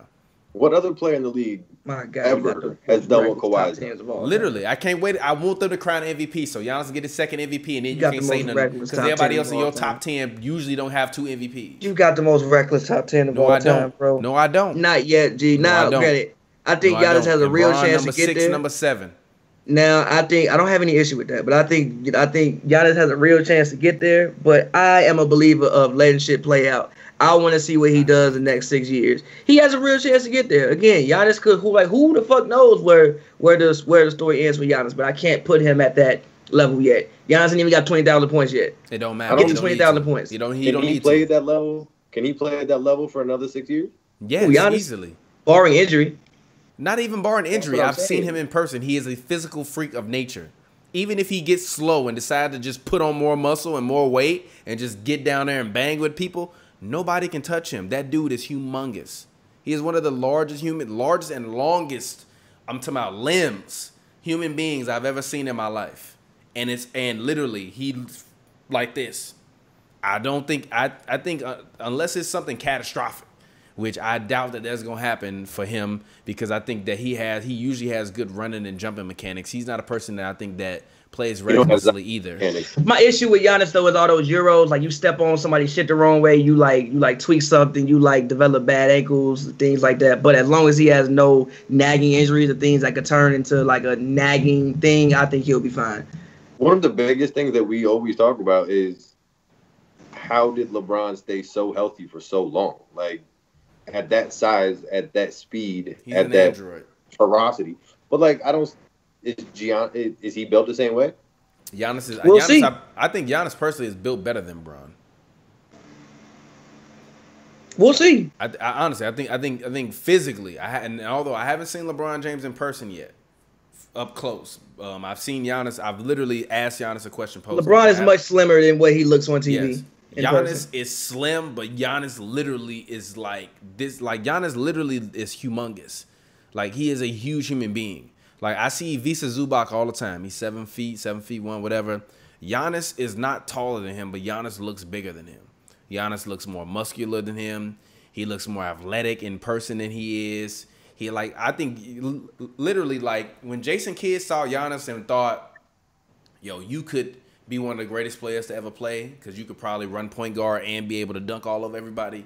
He saw the vision. Like Jason Kidd, more than anything he did as a player, should get credit for really being the first one to really like be like, yo, Giannis, if I put the ball in your hands, you gonna be that guy. Because I really think that Giannis, you said for more than anything he did as a player. Yes, I'm dead ass. I think Giannis has the potential to be the greatest player to ever play, and I think Jason Kidd is the first one to really give him the confidence he needed to be as good as he is. I feel you. What you said more than anything he ever did as a player. Yes, fucking hilarious. I mean that. But I'm dead ass. I know you serious. I don't think you're joking. I know you serious. I mean, literally, Doug Collins. We remember Doug Collins because Michael Jordan loved Doug Collins, and Doug Collins was a solid coach. But if Michael Jordan didn't like Doug Collins wouldn't be remembered the same way. He would just be remembered as a play-by-play announcer. But we remember Doug Collins because he coached Michael Jordan. And Michael Jordan loved Doug Collins. Doug Collins was also a player for the Sixers in the 70s, so if you were around at that time, you probably remember that. But we remember Michael Jordan because he loved Doug Collins. 30 years from now, 20 years from now, if Giannis is the greatest player to ever play, kids not going to remember him because of that. He going to be being interviewed in a documentary, and they're going to be like, yeah, Jason Kidd was one of the greatest players, but like Giannis going to be in a documentary. Jason was one of the first people to tell me that I was great. And I know I great. Then literally it's gonna be some footage of him dunking and shit in that first season. And then you're gonna be tweeting, I'm mad as hell. Matthew Dellavedova was on that team. Why isn't he being interviewed right now? I think that people will always remember what Jason Kidd did as a player for the fact that when you pull up Lakers finals footage, he's in the shit. When you pull up Spurs finals footage, he's in the shit. Like Jason Kidd has had legit moments. If you pull up the 2011 finals, he in the shit. Like all that shit in 4-3 though. It's all in grainy. It's all in grainy 4:3. None of that shit is in high def. I'm just saying, you gonna remember what Jason Kidd did as a player. They don't remember Mike G. These kids don't remember Mike G. But they know I feel you. They don't remember Mike. I feel you. It's Mike, I feel what you're saying. I know what you're saying, but you're not gonna completely be able to write Jason Kidd completely like fucking you do with Doug Collins. Like some people don't even know Doug. I think Jason Kidd will always have a spot in history. Now, it won't be large. It will, but if Giannis is the greatest player of all time, we're going to remember that he coached that man and that he was one of the first people to really give Giannis confidence. I really believe Giannis can be the GOAT. I'm not joking. What picture are you putting of Jason Kidd up? The one with the blonde tips? Great question. I'm putting up the one, honestly, of him in New Jersey when he spilled the drink on the floor to give him a timeout. That's honestly, that I'm going to remember that damn near more than his championship highlights with the Mavericks.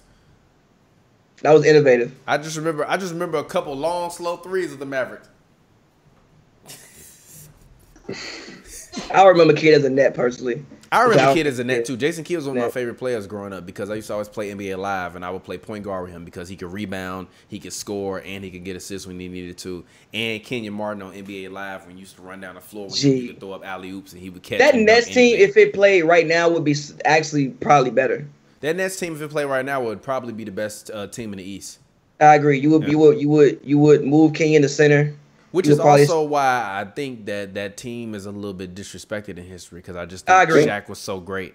I just think literally nobody could guard Shaq, and then you had Kobe on top of that. Nah, they just called it rough. Like you got Shaq, then you got Duncan the next year. Like, what do you want me to do? Cry. Vince Carter might have got an MVP had that Nets team played now. What? No, relax. Dude, relax. You do good though. Relax. No. Why? When was Vince Carter ever MVP like? No. If you could play him now. I remember dudes bodying him and not letting him move, not letting him play. If you can't hand check him now, like you weren't gonna stop him. Those were the more disappointing Nets teams though when Carter came over. Yeah, like those were the more disappointing Nets teams. The Nets teams that were great was when they had Kittle because Carter don't play no defense, so it was like you got another guard who not defending. And Kittles was a good defender, so you got Kidd. Steph Curry MVP for not playing defense. You give it. Yeah, I hear what you're saying. Vince Carter, not Steph Curry.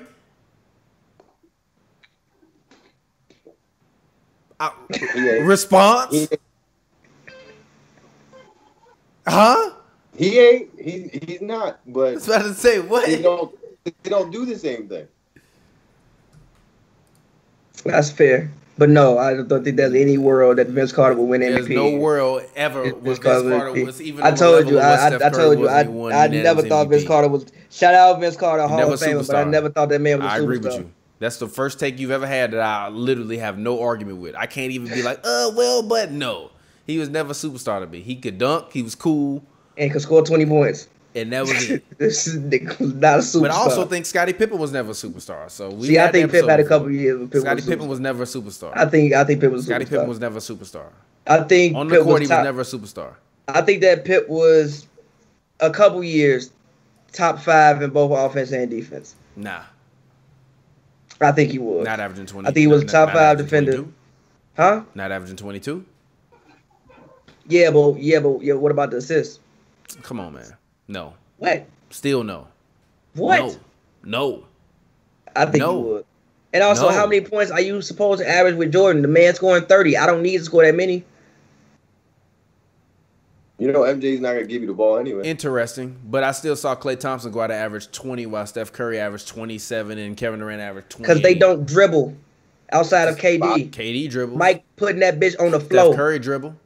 Not really. Yes, not that does. much. He does. Yes, no, he does. Don't. Yes, he does. No, he yes, don't. He does. He no, dribbles. he don't. He not dribbles. that much. He dribbles. Most Steph Curry dribbles. A lot of Steph Curry's offense is initiated off ball. And also, this also will be go back to why you hate 90s basketball, because the pace was so slow as opposed to today. The basketball was trash. Because the pace was so slow as opposed to the basketball was just trash. No, the pace was slow. But and the basketball was trash, bro. Basketball wasn't trash. The basketball was trash. Josh, what's your favorite era of basketball? 2000. Fair. But I would say the 90s weren't as fun to watch because they actually played defense in the 90s.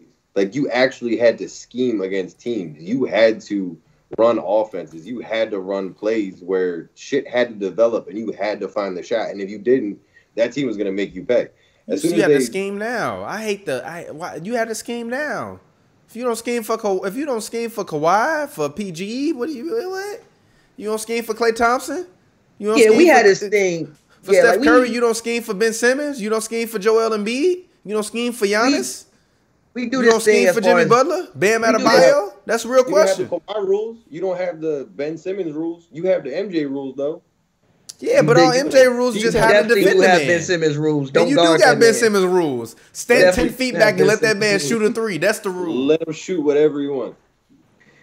Here's the thing. We have this myth about defense, whereas in the past, defense was always great. No, the fuck it wasn't. Just because you can tackle people at the rim, don't mean the defense was better. Yeah, defense in the 80s was not that great to me. Defense is actually much more complicated now because you can do things like zone and things like that. Like in the 80s, the reason why you had to tackle people was because, like, gee, if I could just ISO on the perimeter all day and they can't come help because you can't come zone, so you can't come help until I get to the rim because it's illegal defense, I gotta fucking tackle you. So you think about don't come in here because you abusing this motherfucker all day. Help me. Now it's like I can zone up on you. Now obviously they took some of the physicality out the game, but it's not like defense in theory was so much better. They just tackled people when they got to the rim. But now there's no repercussions for missing 5 shots in a row. You just get to go to the bench. Before, if you took a shot, repercussions when Kobe came in, even in the Jordan doc, he like, yo, if he missed 4 times, that motherfucker better go get a rebound. Although I do want to say I was rewatching The Last Dance and seeing Charles Oakley smack Pippen his rookie year was one of the funniest things. He smacked the shit out of that man. He smacked the shit out of that man for no reason, and Pippen was just like, walked to the locker. I was like, yo, why he just smack that man like that? He smacked the shit out of that man for no reason. Go ahead, my bad. How do y'all feel about the documentary? Oh shit. Oh shit! Do we want to get into it again? I like it. I'm gonna just say I like it. You and Pavy can talk about it. I'm gonna sit here. I'm gonna sip my drink. I'm gonna say that once I've accepted it for what it is, I became okay with it. At first, I had a lot of complaints about it. I still have a lot of complaints about it. There are still things that I wish would have been in the documentary. But now that I realize that, like, number one, it's about Michael Jordan and not the Bulls. Yes. It's like, okay, it is what it is. Like, it's for people who don't necessarily know the story. It's not for me, whatever. But I do like the background footage. I think the background footage is pretty cool. As far as like all the old footage that wouldn't have been seen previously. I feel like they're talking a lot about things that like we all know. Like we all, like if you follow basketball and you know Michael, like you know all this already. Like you know. Yeah, but no.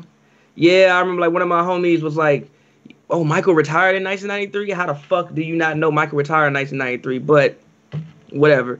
But yes, I agree, and again, I think the documentary is, first of all, Jordan biography, damn near. Yes. And it's done to remind you, hey, I'm Michael Jordan, and that was great. I wish they would have said more before it played that it was more of a Michael Jordan documentary, because exactly up to be Bulls and like. Thank you. I'm not alone. Thank you. I was with because I'm not gonna lie, I would have loved to have heard like more about Tex Winter and Phil Jackson. Like I would have loved to have heard like what they had to go through dealing with. Like Tex Winter did not like Dennis Rodman, but he loved what he provided. Fair. That's actually one thing I didn't even think about, but fair. I just would have loved to hear the coach's perspective of having to deal with all of those different personalities. I mean, you may get it. I mean, again, there's still a couple parts left to be seen. So, like, you may get it eventually. I personally just would have liked to hear the teammates talk more. Like, how we talk about Kukoc being here to take Scotty's spot, and Scotty ain't say shit about it. You interviewed the man, G. How the fuck did you feel, Scotty? So, but again, like, once I accepted that it's just a Michael Jordan, like I said, a Michael Jordan biography, it became a much more enjoyable watch for me. And this past week, once I saw they were doing the Nike part of Jordan, it was like, all right, this is just about Jordan. Like, there's no reason to talk about his sneakers if we're not just talking about Jordan. Fair. Yeah. I kind of like, the first time I watched it, I kind of like zoned out around that part. I'm like, yo, I ain't heard nobody else than Michael Jordan and writers and Obama talk for 2 hours. Jordans don't matter to the culture. Jordans don't matter to the world. Michael Jordan shoes don't matter. It should be a part of a documentary about the Chicago Bulls. You the main one. No. Actually, this is a perfect reason. Because you the main one that was arguing with me and Scott about how, like the early Jordans wasn't branded after the Bulls. That's a lie. The reason why they talk about that in the documentary is because of the fact that they branded that man like a tennis star. And when you saw the man, he was only in red, white, and black, which was the color of his shoes. That's why that shit matters, G. The Jordans don't matter? That's not what I said. If you doing a documentary, you talking about Michael Jordan, and you provide context for the whole goddamn Bulls run. Michael Jordan, Jordans don't matter? What I said was, I think the Jordans are much bigger than what the Chicago Bulls are. I think they're bigger than that, and I don't think that people think of the Bulls when they think of those shoes.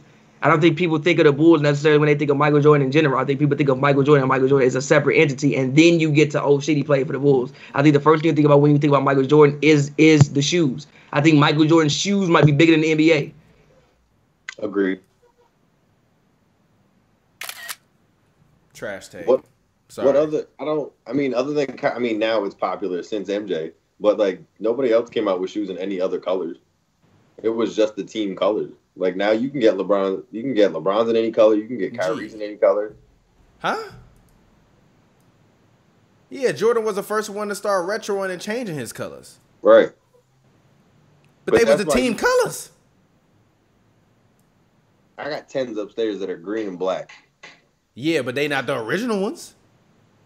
Are they the original ones? The very first ones that came back, or was they in Bulls colors? Because he was playing with the Bulls. I distinctly remember him coming out with bright ass colors. I'm talking about the very first ones was probably in Chicago Bulls colors. I don't agree with this that we don't associate Jordan with the Bulls. Like Jordan is the Bulls. The Bulls are Jordan. Jordan is bigger than the Bulls. He's not bigger than the Bulls. Michael Jordan is a bigger entity than the Bulls. Yes, he is. You know he's a bigger entity than the fucking Bulls. Like, the shoes. No, Michael Jordan is a bigger entity than what the Chicago Bulls. I bet the shoe brand. And actually, I don't even think Nike is worth more money than the Bulls.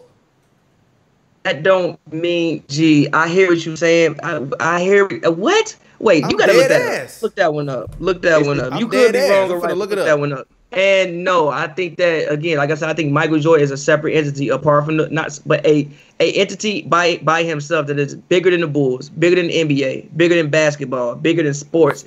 And transcends over into culture and fashion because again, I think the Jordans Nike is worth more than the Bulls. Worth yeah, exactly. I'm like, I don't know. I'm like, yeah, I'm like, I don't. Billion. The Bulls worth. Yeah, I'm like, yeah, I'm like, I don't think that. No, relax. That's fine. Relax. That's fine. Nike's giving out 30,000 shoes away for free. They got it. Let's see. Jordan shoe brand not worth more than the Bulls. Actually, hey, never mind. It is estimated that the overall brand is worth $10 billion to the company. Exactly, bro. Yeah, I said the shoes are. The shoe brand is, but Michael Jordan is not. No, it's not. No. Jordan is the shoes. He the fucking shoes. No. If you go overseas. Yes, and if he is the shoes, he's a Bulls player. That's how you know him. When you see the man, what do you see him in? When you see Michael Jordan, what do you see Michael Jordan in? You can show a picture. Do you see him in a Wizards uniform? And be able to identify him. Do you see Michael Jordan in a Wizards uniform? See him in a Bullets uniform. A Bullets uniform? Yeah, that red, white, and blue one. Fuck out of here. You see him in a goddamn Bulls uniform. When you see Michael Jordan in your mind, you see him in a Bulls uniform. You don't see him in a goddamn suit. Fuck out of here. You know the jump man, because when you see the man, he's flying in the goddamn Bulls uniform. Some people, when they see Michael Jordan, I think people who are younger than us, obviously we from Chicago, and also you from Chicago, so you got a whole different view on this. But I think a lot of people, when they see Jordan in their mind, they see the shoes. The first thing they attach Michael Jordan with is the shoes. So when they see the man, to the fact he was a basketball player and playing for the Bulls. When they see the man, when they see a picture of Michael Jordan, they see gym shoes. When they see a picture, sure. But I'm talking about yes. Globally, yes. They think I bet you there's a little Asian woman that could identify Michael Jordan but not know what team he plays for. She know he play basketball. For what team? If you ask her what the colors of the team is, what's she gonna say? What's she gonna say the colors of the team he played for is? Red, white. She might not know. What? Red, white, and black. She might not know. I also think you from Chicago, so you biased about this. I think Michael Jordan and those shoes are bigger. Marketing campaign ever has had this man in red, white, and black because he played on the Bulls. I hear what you saying, but again, like I said 1,000 million times, I think Michael Jordan is 10 times. Michael Jordan and them shoes are 10 times bigger than what the Bulls are. Globally. Now here in America, who knows? But globally, I think it's 10 times bigger. They're bigger that Jordan logo. They are bigger I guarantee if you put a silhouette, just like a silhouette of the Jordan logo and the Bulls logo, more people would immediately identify the Jordan logo than they would the Bulls logo. I can promise you. I'm not upset at that. I'm not upset at that. But I'm sure most people, if you blacked out a Jordan logo and a Lakers logo, people wouldn't know what a Lakers logo was. If you blacked out an NBA logo, they wouldn't know what that it was either. Yeah. What did I just say? I think Jordan, but listen. Yes, but I said the shoes are bigger than him. But him as a person, people don't just know who Michael. If you know who Michael Jordan is, you know he played basketball. And you know he got shoes. You may know yes. Again, you may know he played basketball, but you may not know shit about him, the basketball player, besides he played basketball. Gee, but if you see the man, you only see him in a basketball uniform. You don't see that man outside of a basketball uniform when you see him. But the people that generally see Michael Jordan, you see him in a basketball uniform. Yes, but you might not know anything about his basketball career. The biggest thing he's done is these shoes. You might know he played basketball, but you might not know nothing about this man's basketball career, which is why you do this documentary and why everybody's so damn shocked. Needs to be in a documentary. What? Which is exactly why it needs to be in a documentary.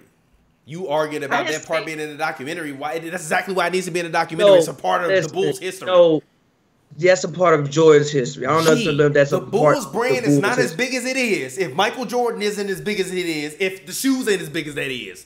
Every fucking commercial he's in Bulls colors. If you the Bulls, yes, that's free marketing for you. What are you talking about? The Bulls brand ain't gonna be as big as it is without Michael Jordan. Vice versa. I'm not gonna argue with you on that one. He go to Orlando, he ain't gonna be that goddamn big. I disagree with that. I think Michael Jordan would have been big where he wouldn't have. Jordan big in Orlando. Yeah. Shaq wasn't even his biggest in Orlando. Stop it. Yes, but Shaq was big in Orlando. Shaq was in movies in Orlando, if I'm not mistaken.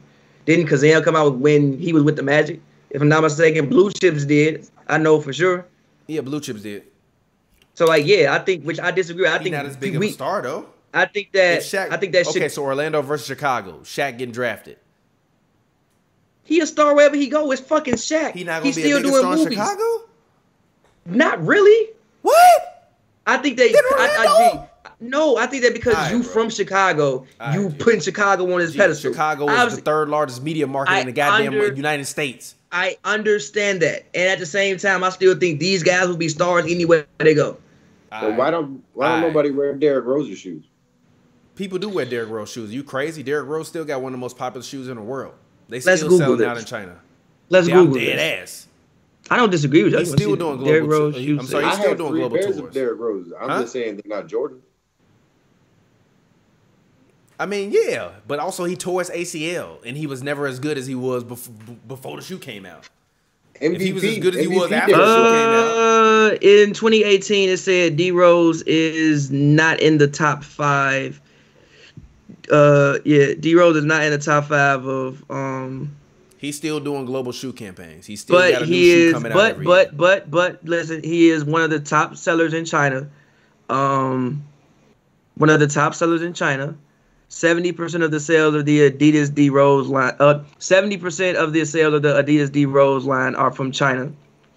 But yes, he is not in the top 5 of shoe sales. But in China, he's nowhere near as good as he was. He's still top 5 in shoe sales in the biggest market in the world. China's still the biggest. Chicago should have propelled him to be something that his shoe sales should have been something that they weren't. He tore his Achilles. I'm sorry. He tore his ACL.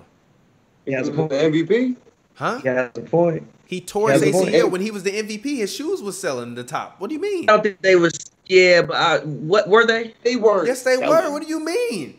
I was the manager. How you still got a top 5 selling shoe after you, like 8 years after you won MVP? He doesn't have one. No, not China. In America. In China still matters. What do you mean? Who you think buying all these damn shoes? I was managing. Okay, so Derrick Rose won the MVP. We didn't carry his shoe. That don't mean that they weren't selling around the world. Kobe Bryant sold more Kobe's around the world than he sold in America. His shoe is bigger around the world. These guys are international stars. I'm not looking at what they're doing in the U.S. Just because you can get $100 million in a U.S. box office, okay, go do it overseas. Same shit with The Rock. Literally, he said, "Yeah, I could be a big movie star in America, but to be a big movie star around the world is a different thing." The point was, if Chicago propelled you so much, why didn't D Rose? Because he tore his ACL, and it's a difference between you being Michael Jordan winning how many MVPs did he win? 5 MVPs, 5 MVPs and 6 rings, versus you tearing your ACL after you won your first MVP. Shoes also just weren't that cool either, which is another reason as to why the shoes also get past anything because he was no longer the MVP. No, I'm telling you, the design of the shoe wasn't that cool. On top of everything else, the design of the shoe wasn't that cool. And to be honest with you, who liked the design of the new Jordans? You buying Jordan 28s, Jordan 30s? To be honest, Adidas you buying Team Jordans? Huh? Yeah, but I'm asking you a question. You buying Team Jordans? You buying Jordan 28s, Jordan 25s, Jordan 20s? To hoop in, sure, you might buy it. As far as like to wear outside, no. But again, Jordan's has so many things that he can retro. Even bronze, people wear bronze out. People like the design of bronze. But retro in them is old designs. Yes. Okay then. I don't ever think people like the design of D Rose's shoe as much. I disagree with that. If it's a whole market, you telling me on the other side of the world, then there are people that like those shoes. Stephon Marbury sold a hell of a lot of shoes, G. Stephon Marbury sold a lot of shoes. Yes, he sold a hell of a lot of shoes, and most of them was in China. I don't want to hear that. He still had a top selling shoe. I remember that shoe. That shoe was all over the hood too. That shoe was over the hood more than D Rose shoes was. Yes, I agree. Which is why I would never say nobody bought Steph. A lot of people bought Steph shoes. The only reason why it didn't work was because that company went south because of some shit. The company went south in like America, so we brought it back up in China, like we saw at the market. But nah, mad people had them Starberries. I remember. Gee, if Derrick Rose doesn't tear his ACL, of course he's going to be a big star. He's never going to be as big of a star as Michael Jordan, but nobody is. Nobody's going to mean more to basketball than Michael Jordan who has, because Michael Jordan took the game global. Listen to the documentary. The other players that aren't Michael Jordan say Michael Jordan took the game glal. He didn't say that. Which is also why I say Michael Jordan is a much bigger entity than the NBA or the Bulls. I just think Michael Jordan has surpassed all of that. You can't be bigger than basketball. Yes, the fuck you can. Michael Jordan is bigger than basketball. People know basketball is synonymous with the NBA. It is. You want to be like Mike. But, G, Michael Jordan is transformed into culture. G, you don't have to give a fuck about basketball at all to care about Michael Jordan. And that's because of the shoe. Michael Jordan would be nothing without basketball, so therefore you have to care about that don't mean you can't be bigger than it, though. You can't be bigger than basketball. Yes, you can. Yes, it is. MJ made shoes for jeans. John Wall made shoes to play ball, or Derrick Rose made shoes to play ball. Who made shoes for jeans? MJ. I mean, yeah. I mean, I don't know about at the time if he made shoes for Jimmy. I don't know what they thought process was. I mean, like I don't know what the thought process was. I think after '98 hit, they started making them for jeans. Well, even when he said that he wore the ones at Madison Square Garden for that last game, like he was talking about, man, the technology is different now. He's like, we make shoes sexy now. We make them cool now. Like you could definitely tell that he definitely better had on your like feet too. Dude, ones hurt so bad. Exactly, that's what he was talking about. He wasn't talking about the design. The design was cool, but that shit probably hurt like hell. He probably had a hell of a time dropping them points. He was like, damn. Allegedly, his feet were also too big for the shoes, and that's why his feet were bleeding. Because they were like literally an old pair. And I guess his feet had grown some. Allegedly, which they didn't mention. Like, why didn't y'all mention that shit? I mean, like, yo, why your fucking feet bleeding? You got to put some context behind why your whole ass feet bleeding. Yeah, that's funny. They just made the one sound dusty. Yeah, but all right, guys, let's go ahead. This was a good convo. I enjoyed it, man. Josh, thanks for coming through, man. Go ahead and talk to the people. Let them know where they can find you at. I got no social media. I just do me. Just be looking at on Twitter. Okay, never mind. Nappy_F_baby. I put your name on your video, your Twitter handle. Is that bad? Nah. I mean, you find you at work and be like, oh shit, this is Twitter handle. You could try and find me there. It'd be hard to find me. All right. It's on it, though. My bad, bro. I ain't mean to blow up the spot. No. Maybe you'll get some action. Maybe I'll actually use it now. Yeah, do it. Go use it. But go ahead, man. Thank you for coming through. We appreciate it. But also, you're a 76ers fan. Super quickly before you get out of here, give me your 1 minute assessment of what the 76ers are and who they could be in the future. I have an unpopular opinion where I would like to trade Ben Simmons. I would like to trade one of the big two. I'd like to see what we could do as a real team. I want a real coach to come in here, make Joel accountable. First of all, I'm afraid Joel's going to come out of this quarantine like 350 pounds because that dude don't eat nothing but garbage. I want to see someone actually put him on the post, not let him pull up so many threes. I want to see him get scrappy. I want to see him actually take the ball out of Ben's hands and make him play as a big and earn his way back into the point guard position. I'd love to see a real point guard come and see what they're capable of, see what they could actually do with moving off the ball, have someone who actually knows what to do with the ball instead. I'd love to see Joel actually be that dominant big man that we know he could be. Do we know that? We do. We seen it. Shaq said it. Shaq seen it. I feel like if Shaq's seeing that little bit, that could be real, that could actually be something. We don't know if we don't stay down there. He wants to pull threes. That drives me insane. Like watching him pull up that three from the top of the key drives me insane. I can't watch Sixer games anymore because of it. I respect it. But thank you, Josh, for coming through. As always, it's your boy TPJ. You can find me on Twitter, Instagram at RealTPJ. That's ReelTPJ. It's a film joke. If you don't get it, you damn dummy. And as always on Hoops and Brews, do not drink and drive if you're under 18 or under the age of 21 in America. You better be fucking drinking. Don't do it. It's wrong. And if you out there in Canada and you're under 18 and you drinking, bro, I'm watching you.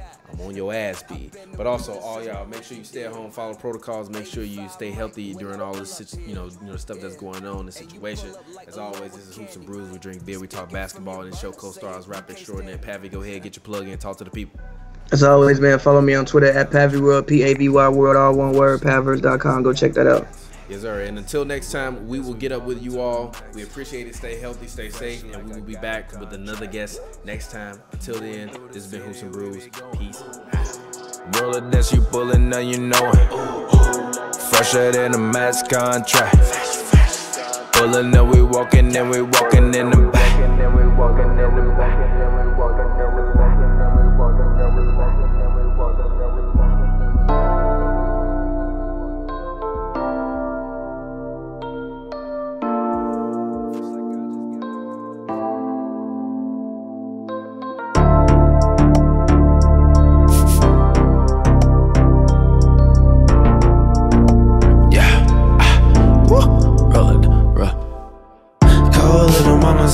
She got a heater, cold little